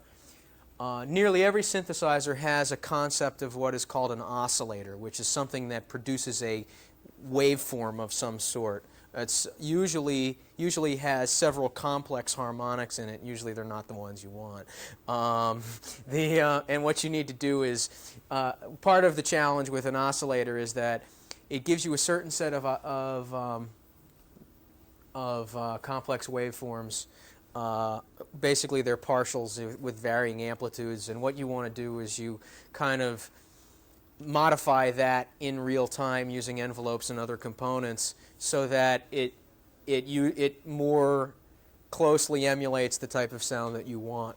Okay, a filter is one way of actually doing that. A filter is something, it's kind of like a tone control that you can kind of like go up and down in real time with, if you know what I mean. It's kind of, it controls brightness, if that's sort of one way of determining it. Actually, what it does is it only allows harmonics that are beneath a threshold to pass through. It cuts off the ones that are above a threshold.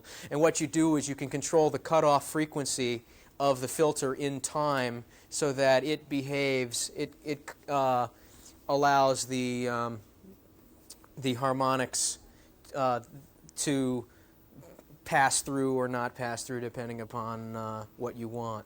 A lot of times you use velocity to control your filter cutoff to a certain extent. And we talked about envelopes. There are other things. There's what's called a low frequency oscillator, which is something that is often used to add vibrato or certain slow motion cyclic effects to a sound. Other things are key velocity we talked about. Stereo panning. Some synthesizers are stereo, and you can do things in stereo, so the sound goes like this and stuff. It's kind of cool. I like it a lot. But so that's another thing. These are not parameters controlled by the patch, though, are they? Yeah. These are. I mean, the individual parameters control certain aspects of those.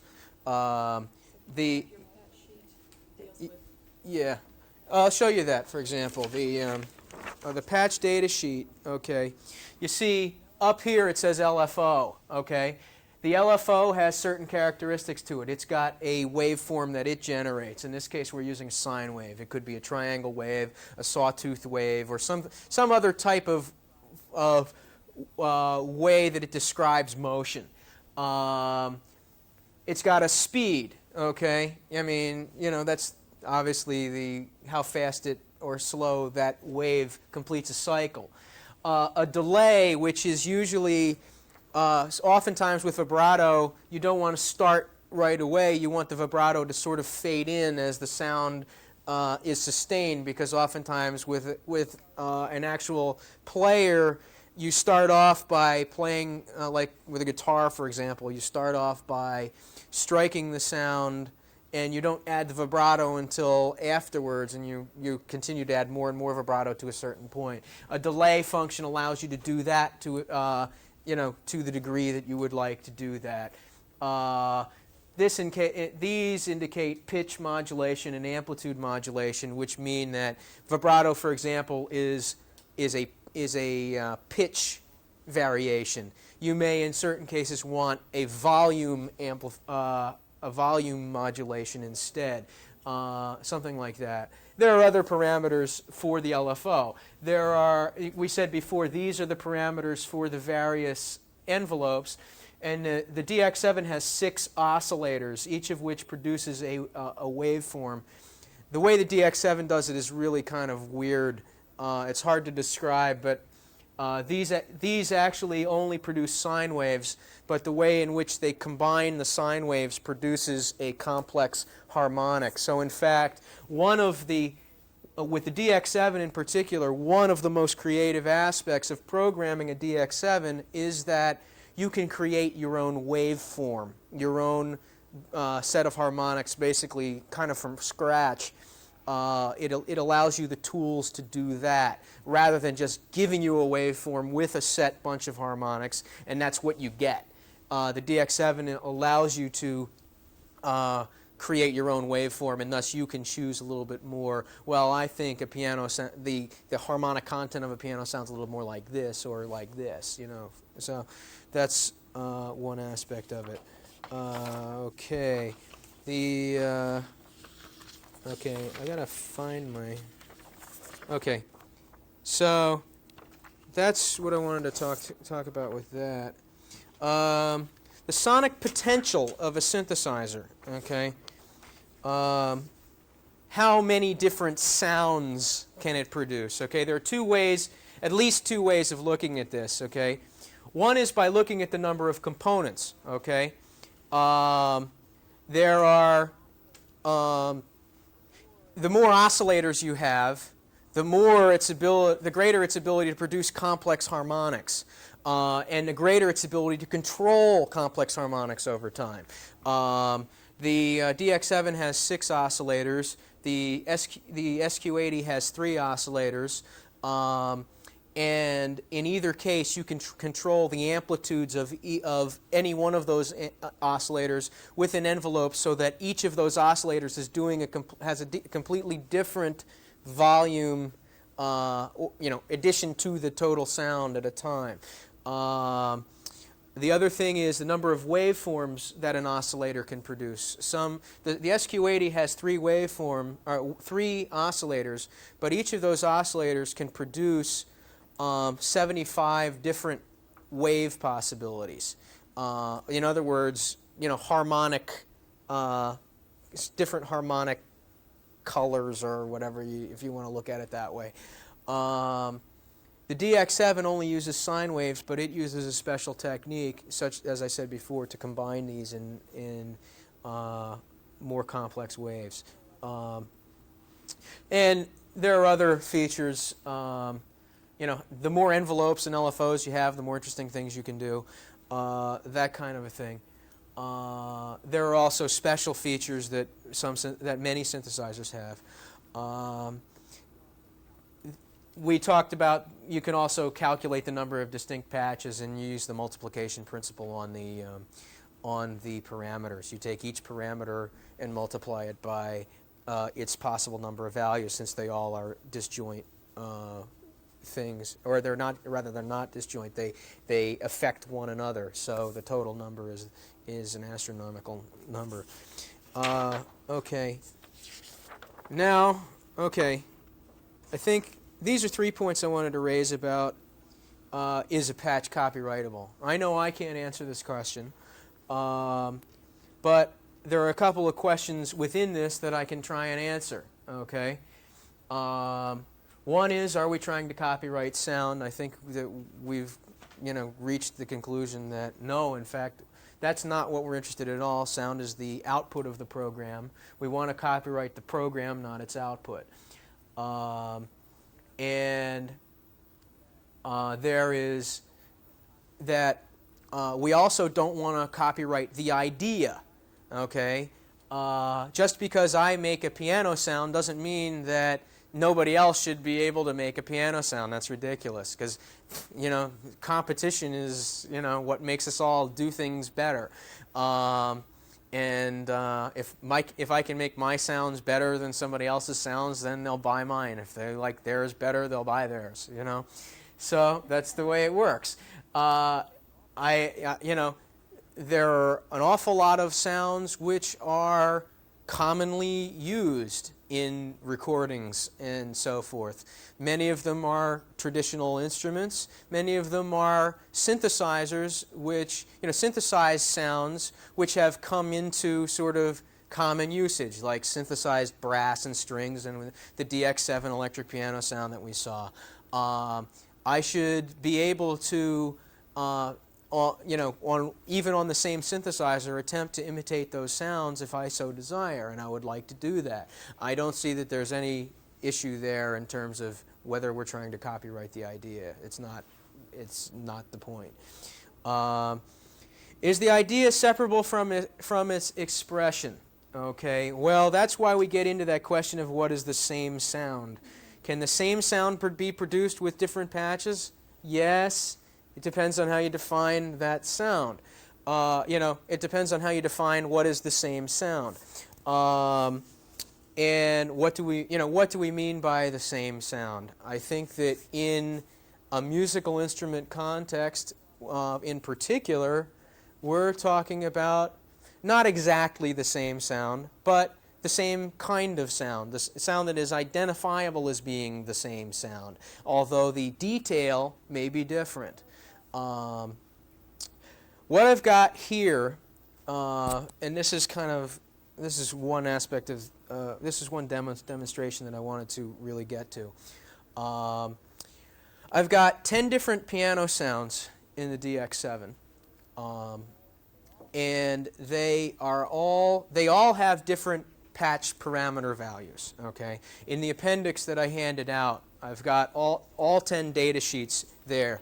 The data sheets there, I want to point out, look different from these because I used a program to do it and its format is totally different. But the parameters are the same because the DX7 has what its parameters are. Okay, the values will be different for each one of these. You can look through these. Let me put the DX7 chart up and you can at least try and see what the mappings are. Are those your patches or the ones? Some of the, I don't do much programming of the DX7 myself. Most of these are either ones that came with the instrument or ones that my friend Scott did or ones that I've gotten through other ways. Yeah, that's right. Okay. You mentioned at the beginning that you were going to be showing us some that you thought would probably do. Yeah, well, yeah, that's right. There's a lot of passing patches around between different guys, or different musicians who, have the same instrument. I mean, that's part of the point. Okay, I don't have a view graph of this, but what I want to point out here is that you've got these sort of abbreviations of the various parameters here, and they correspond to things that have complete words up there. The importance here isn't which parameters are which. The important thing I'm trying to show here is that we've got very different parameter values. If you look at the numbers and you compare these different patches, the numbers are very different. And so I want to, what I've got here is I've got a sequence of the Maple Leaf Rag. And what I've got is basically every 8 bars, the patch on the DX7 is going to change. And you're going to get the opportunity to compare different piano sounds. Some of them will sound very similar. Some of them will sound a little different. Some of them will be, some of them will have a very different characteristic. But the point is that they all extend the same general sonic idea with some variation. And some of them are very close. Some of them are not as close. The patch parameters are all different. And so the other point I wanted to make, in some respects, piano sounds may or may not be the best thing to use here. I used piano sounds because of a couple of reasons. Number one is that solo piano works exist, such as the Maple Leaf Rag, which makes it easy to demonstrate a sound. It's kind of tough, with Prelude to the Afternoon of a Faun to really compare flute sounds, for example, I think. And the other thing about the ragtime piece in particular is that ragtime has the characteristic that it uses a fairly wide range of the instrument because you've got the low octaves and you've got the fairly high playing. So you'll be able to hear more of a range of the patch itself in addition. And so I think it gives you a fair comparison of the patches, but I don't want you to get the impression that this is only true of piano sounds. In fact, in other sounds it may be more true. Okay?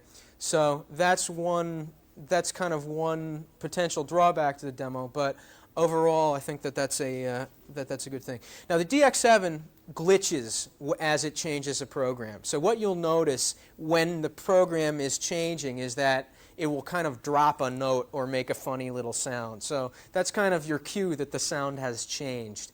Okay, that's not it. Hold on a second. I just want to make sure okay, we're good. Okay. I'm going to run this a little bit on the loud side so you can hear. If it's too loud, just throw something at me.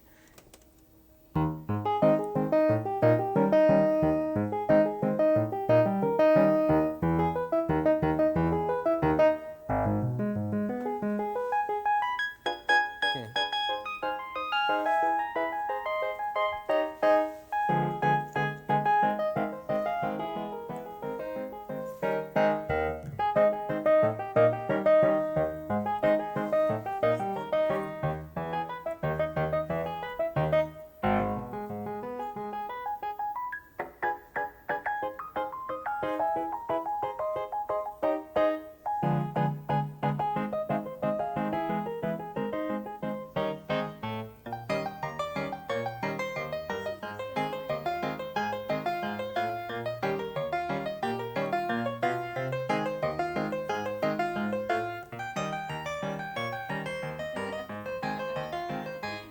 Yeah. Some are better than others, you know? What can you say? This one's got more of a plucky quality to it. It's kind of...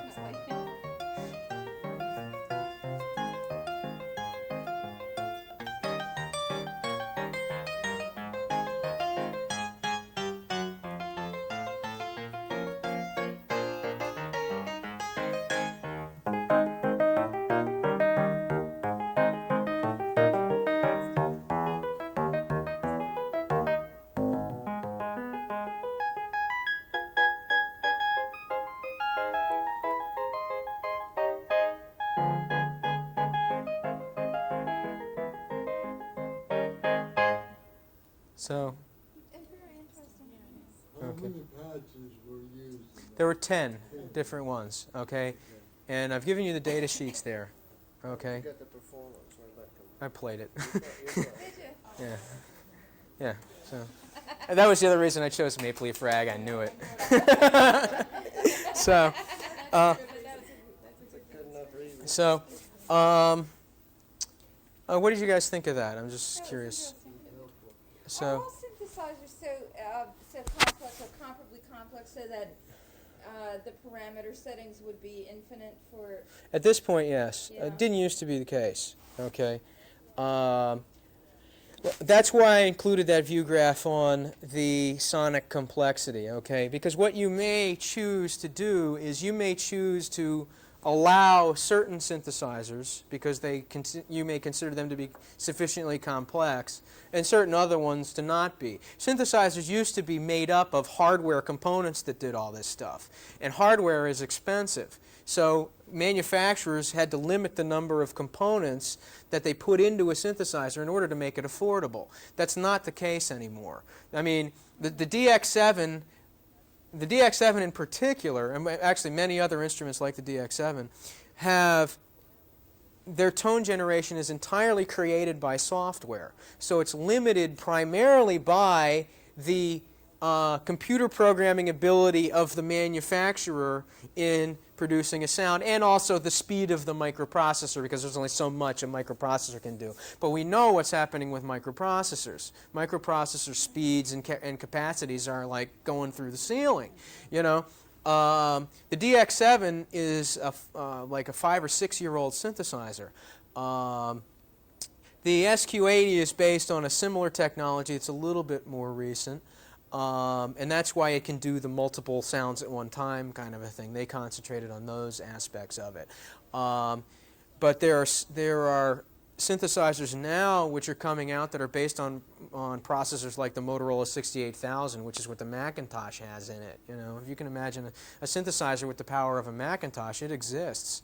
You know, and it costs about the same as a Mac. You know, so that's the other thing. You know, we're kind of at a point where, you know, I can see why this wasn't really an issue before, you know, because I've got some older analog synthesizers, and, you know, particularly the ones that don't have velocity sensitivity and they've only got 2 oscillators and 3 waveforms each. Yeah, you know, there's not a whole lot you can do with that in terms of, you know, getting it to sound like, you know, this kind of a thing. So, I guess before, I need to go in a Is minute, that- but I wanted to ask if Dorothy or if anybody has any questions. Do you have any, Dorothy?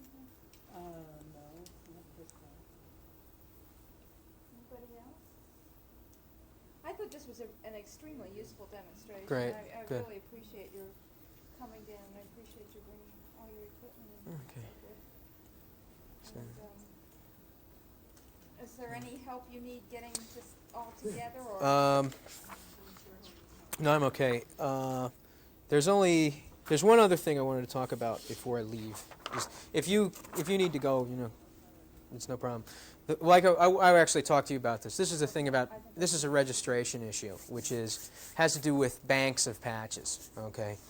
And it is that, okay, if we have demonstrated that, I mean, if you determine that one patch is a copyrightable item, okay, the one thing that, or the practice in the programming industry is that typically we don't sell just one patch at a time. Some guys do that, but mostly what you do is you sell a group of patches. For example, the DX7 can hold 32 patches in its memory at one time. The SQ80 can hold 40.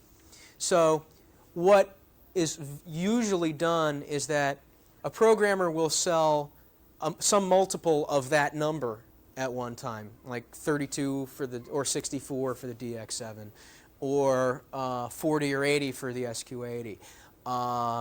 And other synthesizers work pretty much the same way. They've got sort of a group, they've got a number of patches that you'll hold in a memory at a time. And so one registration issue is that what we'd like to see happen is we would like to have coverage for an individual patch, because an individual patch is something that's removable from that and can be copied by itself. But we'd like to be able to register a group of them at one time such that there is coverage for each one. Because as I said before, one thing I did is I put out a disk, I'm not going to get it out. I put out a disk of 1,000 sounds, okay, for the SQ80. Took me a while to do them.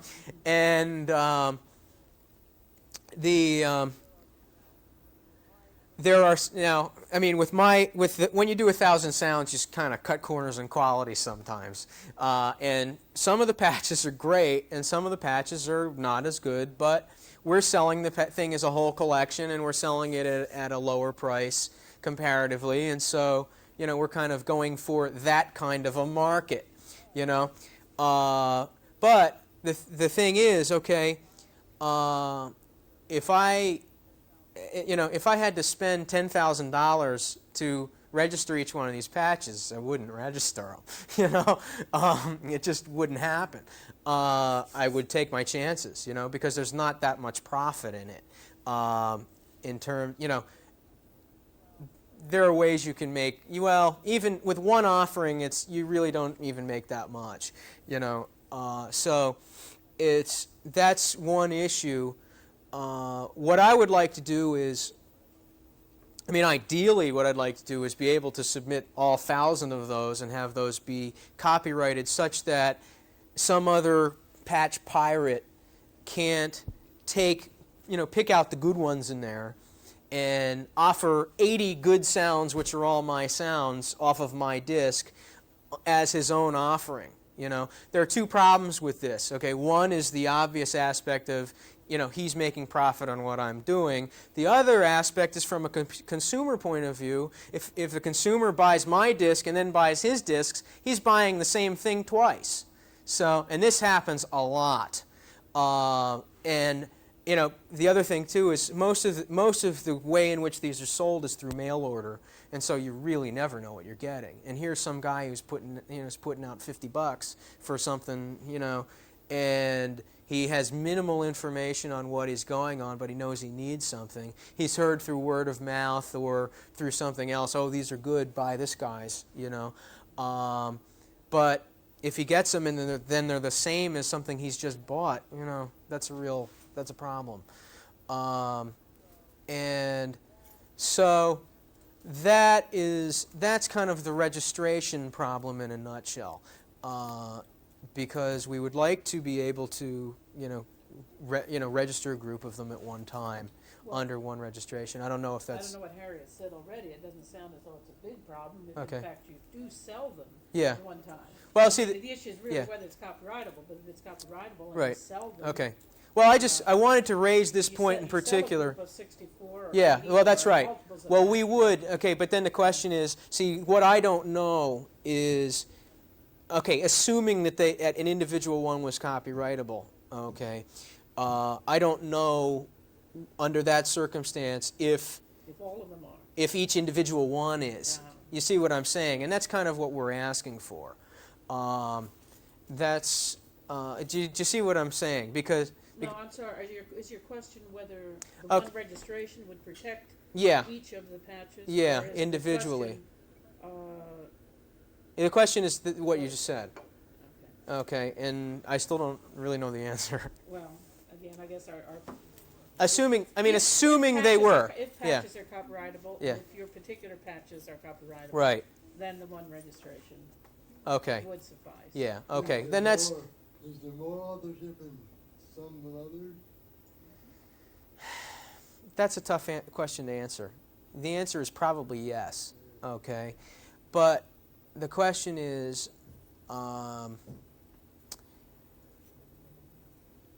because the thing is, to a certain extent, okay, like I showed you before with the random stuff, okay, you could generate a random sound, and you could say, oh, that sounds kind of like this. I think I'll turn it into this, okay. You're using, like I said before, you've got a sonic idea at the point that it was spurred by something you've already generated, and you're using creativity to turn it into something, but that's certainly not as much work as starting from scratch and saying, I want to do this sound, this is what I need, and I'm going to have to go about it in this way. Okay, so yeah, there is that question, and in certain cases there may not be a minimum amount of what you would consider to be creative expression, but in many cases, I'm speaking really for the bulk of this kind of work, not for those exceptions, and that's really what I want to point out. That leads me to another topic, by the way, that I want to talk about, and it's something you should be aware about or aware of that is an issue. I'm not particularly asking that you do anything about it. Okay, the issue is patch tweaking. Okay, it's a potential infringement issue, is what it is. Okay, because the other thing that can happen is, okay, I've got a piano sound. Okay, and okay, if my piano sound were copyrighted, okay, then that would preclude somebody from merely copying that and then distributing it. Okay, but if somebody copied that and changed one parameter by a very small amount, it may very likely not affect the sound in any audible way, but yet it would be different. Okay, and now the other thing too is that sometimes what you do is sometimes changing one parameter by even a small amount can have a great effect. That's kind of the point here. Okay. Somebody copies a patch that was created either by yourself or by someone else previously, okay? Then you modify it, okay? Either specifically to to get around a copyright, or because you think you can do something with this patch that you can add some creative ability to it that wasn't formerly there. Sometimes a change in one or two parameters can create a completely different sound. Okay, particularly if you get into like the harmonic content types of parameters. Okay, because there are really two major aspects that define what causes a sound to sound like itself, which is its behavior over time, its sort of curvature over time, its envelope, and the other thing is its harmonic content. Really, even just the static nature of its harmonic content. A flute and a clarinet have are very, very similar envelopes. But what makes a flute sound like a flute and a clarinet sound like a clarinet is the harmonic content of that. It's very easy to take a flute patch and turn it into a clarinet patch and vice versa with just a couple little manipulations, because you can, if you know how to change the harmonic content to that way, the envelopes are very similar, and you may need to just goose them just a little bit. The Tom, a question. yeah. Would all tweakers Yeah. taking that particular clarinet patch Come up with this. wanting to make it a flute patch, Do it the same way? if they No. were pretty knowledgeably educated the same way? Not exactly the same way. Okay, because even so, you're talking about, and to do that, you're still probably going to end up modifying maybe 10 or 15 parameters. Okay, it won't be by a lot. Okay, it depends. In some cases, some of them will be by a lot. Some of them may be just a couple of values different. Okay, but and it depends for different synthesizers. Some synthesizers are easier to tweak than others. But that's so you see what I'm getting at. But if these two Mercari speakers were using the very same hardware, Yeah. and It- it was right. one of those where you could just change 2 or 3 parameters, If they had the same, see, it's kind of like this, okay? is there a fairly standard way to do that? Yes and no, okay, because then you're getting back to, well, are they do they have the same sonic idea of a flute? You see, okay? If they had exactly the same sonic idea of a flute, starting from exactly the same thing, they would probably come up with something very similar. But even then, I would say they're not going to be exactly the same settings, okay? So, the way that tweaking is evident is when you look at the patch as a whole on the data sheet. If you see several parameters that are identical, okay, or nearly identical, that's evidence that that has occurred, okay. That's really, It's an infringement. It's kind it's not a registration. no, it's not. But I wanted to bring it up just because. Deal with that. What's that? We wouldn't deal with Yeah, but I wanted to at least point it out in terms of, I don't know if in some respects you might consider it a derivative work, So Especially if it's your work that you're modifying. yeah. So now that's another thing too, is because it's very some programmers do exactly that with their own stuff. They have release numbers of their patches. There's a guy who has a thing called Voice Crystal, and he's up to like the 6th release of the same patches because he goes in there and he changes them a little bit in ways that he thinks make them a little better. So that's another kind of that's another aspect of Well, it. since you raised some infringement issues, Yeah. what about performance? What about someone using your patch to perform it in public? I think that that's not an issue, because if we accept the fact that it's a computer program, then the sound is the output of the program, right? And the output of a process isn't a copyrightable thing, isn't that correct? No, the output may be copyrightable sometimes. Okay. I'm not saying it is in this case, but Yeah. I mean, obviously. I don't know. I can't answer that. That's a question. When you operate Yeah. operate a program, you can certainly create music. Yeah. Well, okay. I see what you're You saying. Yeah, can yeah, certainly- yeah, You yeah. can use computers to Okay. computer-aided design. All Right. sorts Sure. of things. Sure. Okay. I don't know the answer to that. But Because it that's and it does strike me that in this case, probably what happens is you have a performance yeah. of a work if it's Yeah, it's we- copyright we subject matter, Labored over that. and I honestly. This is a judgment call. I personally think that it shouldn't be, in general, okay? Because the thing is, okay, you're making that you're developing the patches, you're selling them for the Right. purpose of performance. right, okay, now, And, there's another thing too, see, because, okay, Or it's not necessarily for public performance, but at least you assume that some people might sometimes use them. suppose, okay, let's not look at musical instruments in this respect. Let's think about sound effects for a moment, okay? Now, sound effects are probably they're an area where the most creativity is involved, because you're really starting with your own imagination and you're creating something that is your own thing, okay? And I actually have a demo of sound effects if you're interested in that, or we can skip it. It's up to you guys. It depends. I know we're running short on time. But the point I want to make actually is that if one sound effect, if the sound from a sound effect were a copyrightable thing, I could stick it on a tape and copyright it as an SR. Yeah, isn't that correct? Yeah. So that's the way around that, isn't it? What do you mean is the way around it? I mean, in other words, it's a question then of like, well, is the sound, if we're talking about is the sound itself copyrightable, okay, doesn't that get into how much creative expression is in that sound as a work of art in itself, or something like that? I mean, you can, to a certain extent, I mean, you could define a piece of music as one sound. Yeah, well, Our piano player, yeah. piano roll. But you can also perform it in public.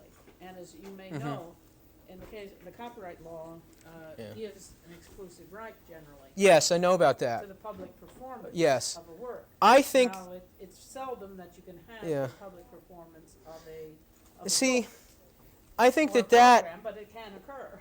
in most cases, I think that that's too much to ask for because, what we're doing is, okay, we're programming a machine which is being used as a musical instrument, okay? I think that, if I was the first guy who programmed trumpets, does that mean I'm going to put all trumpet players out of work? That's not, or is, Some trumpet players think that. see, you see what I'm getting at. Now, the other thing too is there's a lot of difficulty in identifying whether or not that was your sound or not, or whether it was, because if somebody listened to my sound, okay, another programmer, okay, he could create a similar sound using different parameters either on the same machine or go to another entirely different machine and produce essentially the same sound. In fact, his might have aspects of it that mine don't, What would So, be your reaction if you heard a sound on the radio on a published work that you said, that's my sound? well, it depends. See, I think what you're kind of getting into is the sampling issue. No, Okay, we're okay. talking just about public Okay. performance. At least I was. See. It's another way to use a work. I And ordinarily, the owner has protection not only against reproduction, but against public performance. Well, now, there is no right see- to public performance in the case of sound recordings. And if okay, what is that again? There is no right of Yeah. public performance in Yeah. sound recordings. Okay. There is a right of public performance in music. So you see, for us, Oh, I we are see, accustomed yeah. to trying to make a distinction Okay. between music It's and sound recordings of music. it's not either. Okay? It's But not your either. Your work is probably something else, but it My may work be- is it programming. may be a It's computer yeah. program. That's what So, yeah, see. Under I don't see that copyright terms, it's a book. Yeah, I don't see that what I'm doing is that much different than creating Lotus 1 2 Okay, 3 but there or is a- something there like is that. a public performance right Yeah. in literary material. Okay. Just as there's a public performance right in music, there's a public performance right in literary material. Yeah, but computer programs are literary. That's right. Okay. Exactly. That's But- what we're saying. That's what we're exploring, the idea Okay. that if there is protection for this Yeah. type of work, Yeah. you would presumably have the right to stop someone from performing your patch in public.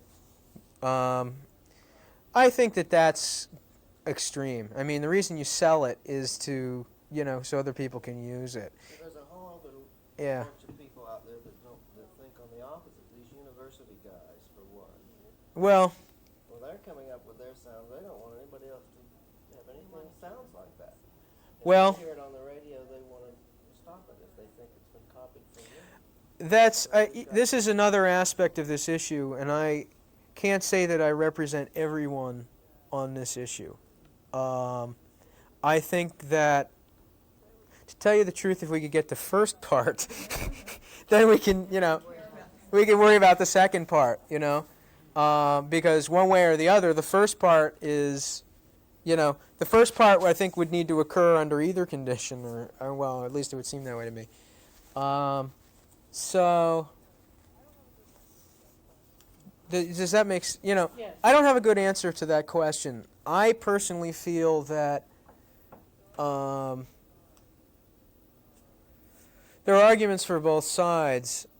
I've kind of taken the viewpoint of, well, if it's going to complicate the issue, why bother, and I personally don't feel that I have a right to performance if someone uses my sound,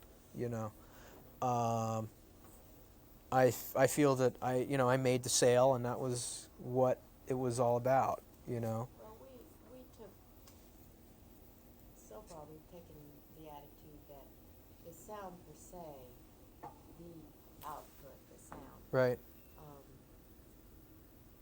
is a single element. Mm-hmm. And it doesn't become anything else until you make music with it.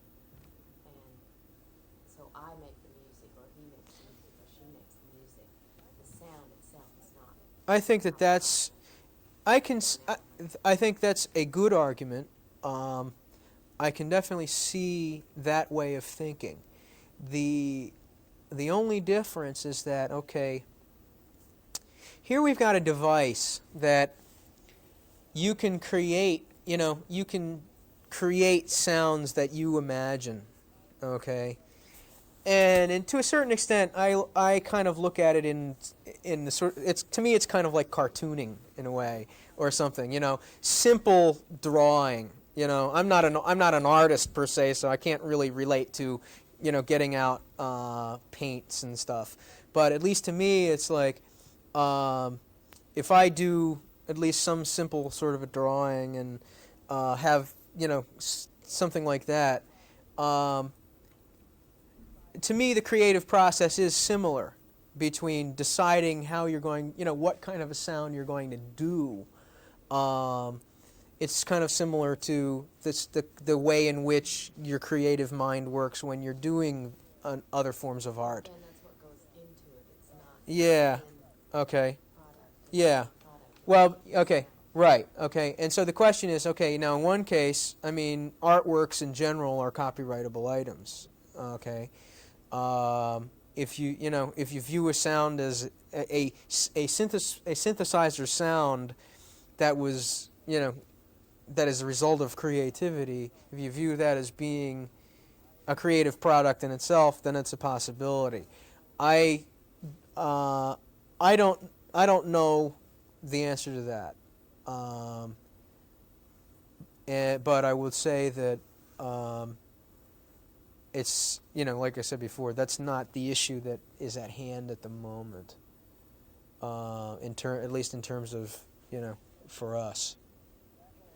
So, that whole, now the other thing too is, well, actually what we're looking at in terms of the university guys and stuff, they probably wouldn't distribute their patch. See, their patch isn't what they're after with the copyright. It's their sound that they're after. We're really after the copyright for the patch. And maybe they're two entirely separable items themselves. So. In a recent group meeting of the Synthesizer group, Tom, we were struggling with some sequencing concerns. And Okay. we could take just maybe 5 Couple, minutes to sure. try to, we could bring the retros back. Okay. I'm sorry, I don't entirely either. I'm hoping Robert or Renee would help us out with that, but. Well, I noticed what you have here about sequencing. Do you want me to run through that quickly, or? Okay. Okay, let's talk about. Yeah, those who have to leave. Yeah. We all have Sure. different Sure, that's. starting schedules. That's I have flex time, so I'm I'm all for that personally. Hold-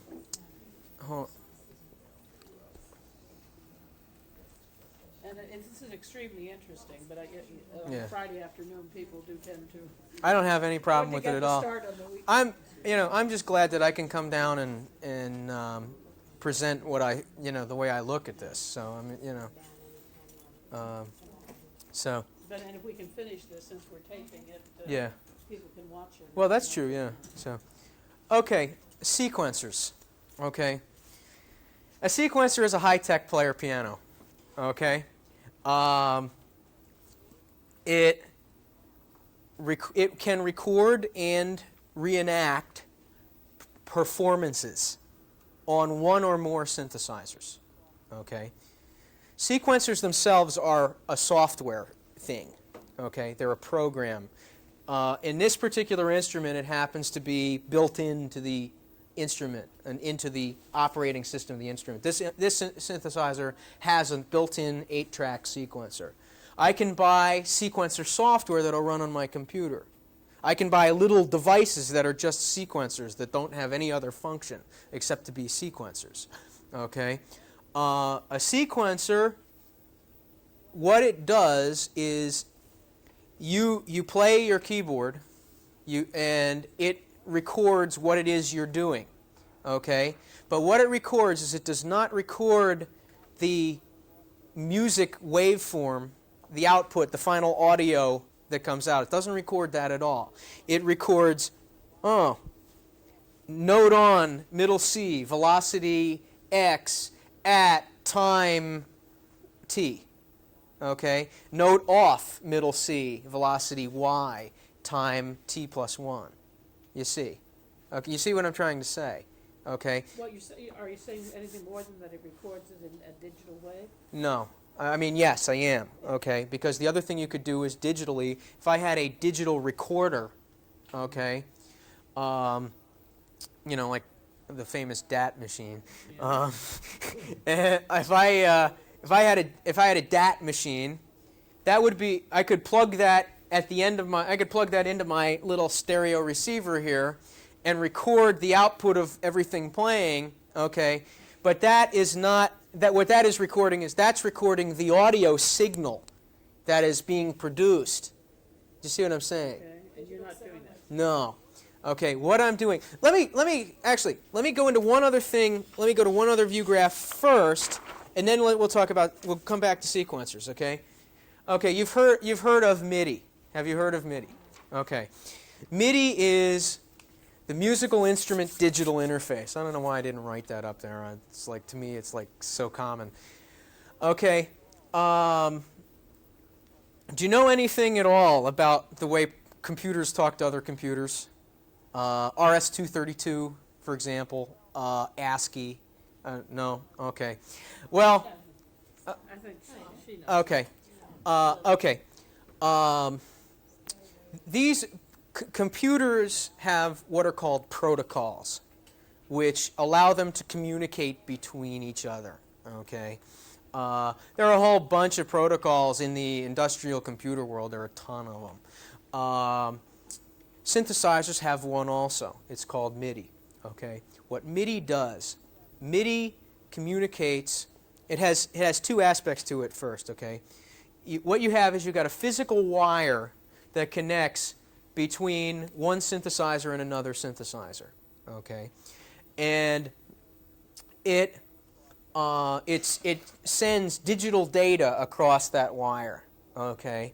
The digital data is in the form of little messages. Okay. One synthesizer tells the other synthesizer what it's doing at this time. Let me give you a brief, like a little demonstration here just by hand. Okay.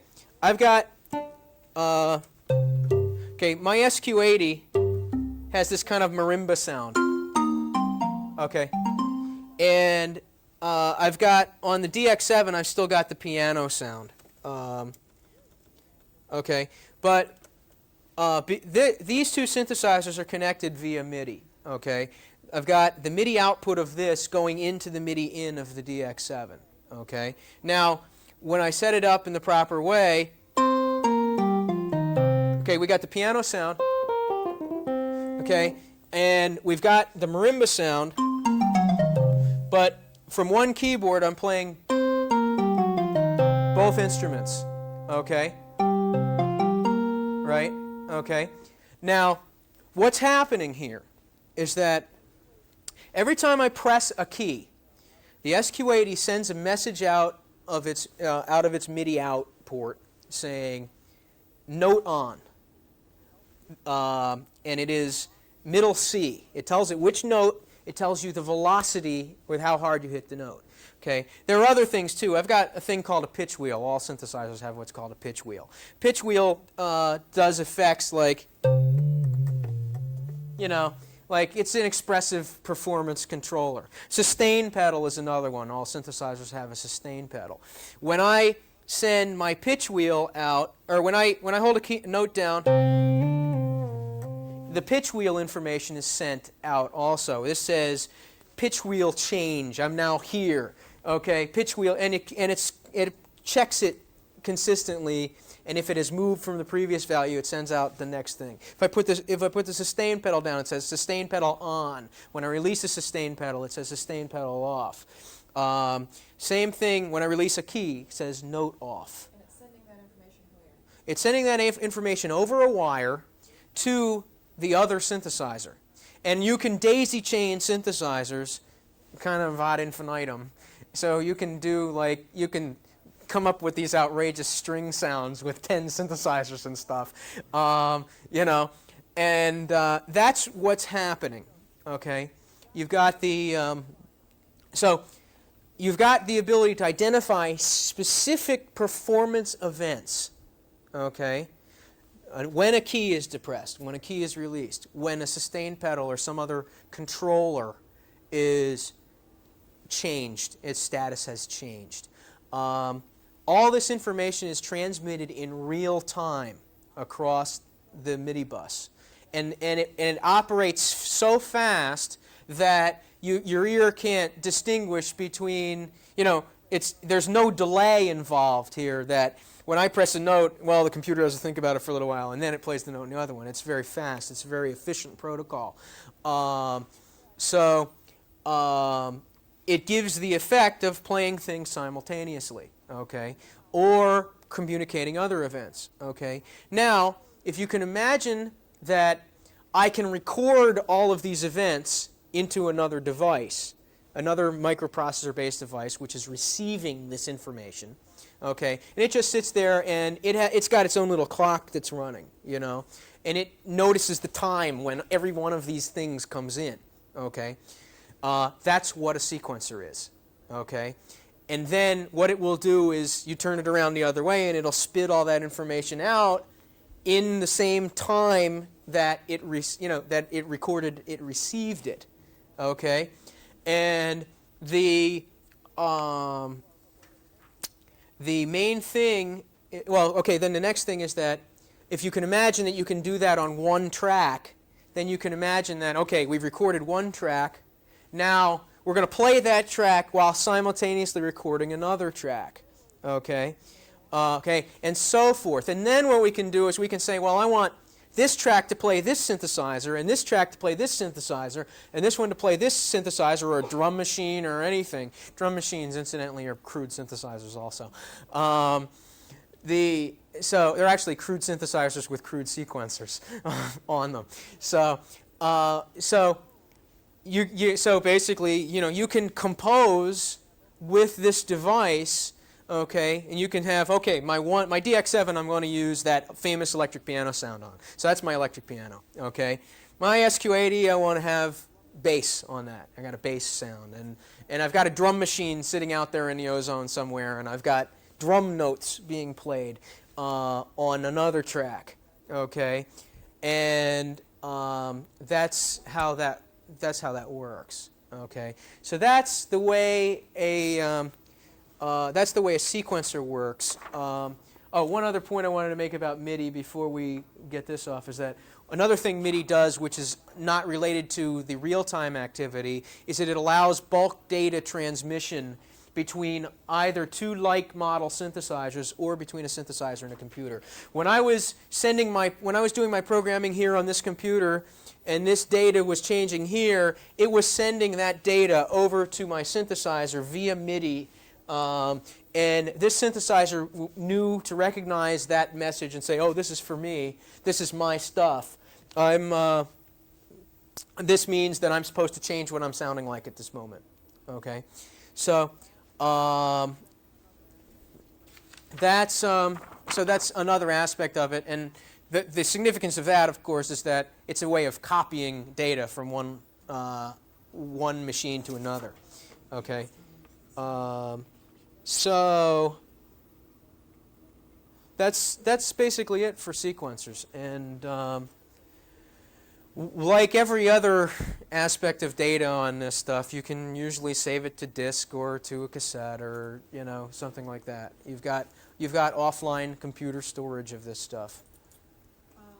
It's been our understanding that in addition to using sequencers by the actual performance, by actually playing an instrument, Yeah. and that information is stored from the performance, that you can also even begin by just sitting and sort of almost putting in similar to parameter settings. Is that correct? I don't understand what you mean, That's actually. what some of the written materials seem to say, and I asked. Okay. Excuse You mean me, it's I think we're going to have to stop the okay. videotape at this point anyway, Okay. because the people need to put the equipment away, Oh, their okay. equipment away. Well, and okay. Take care of it.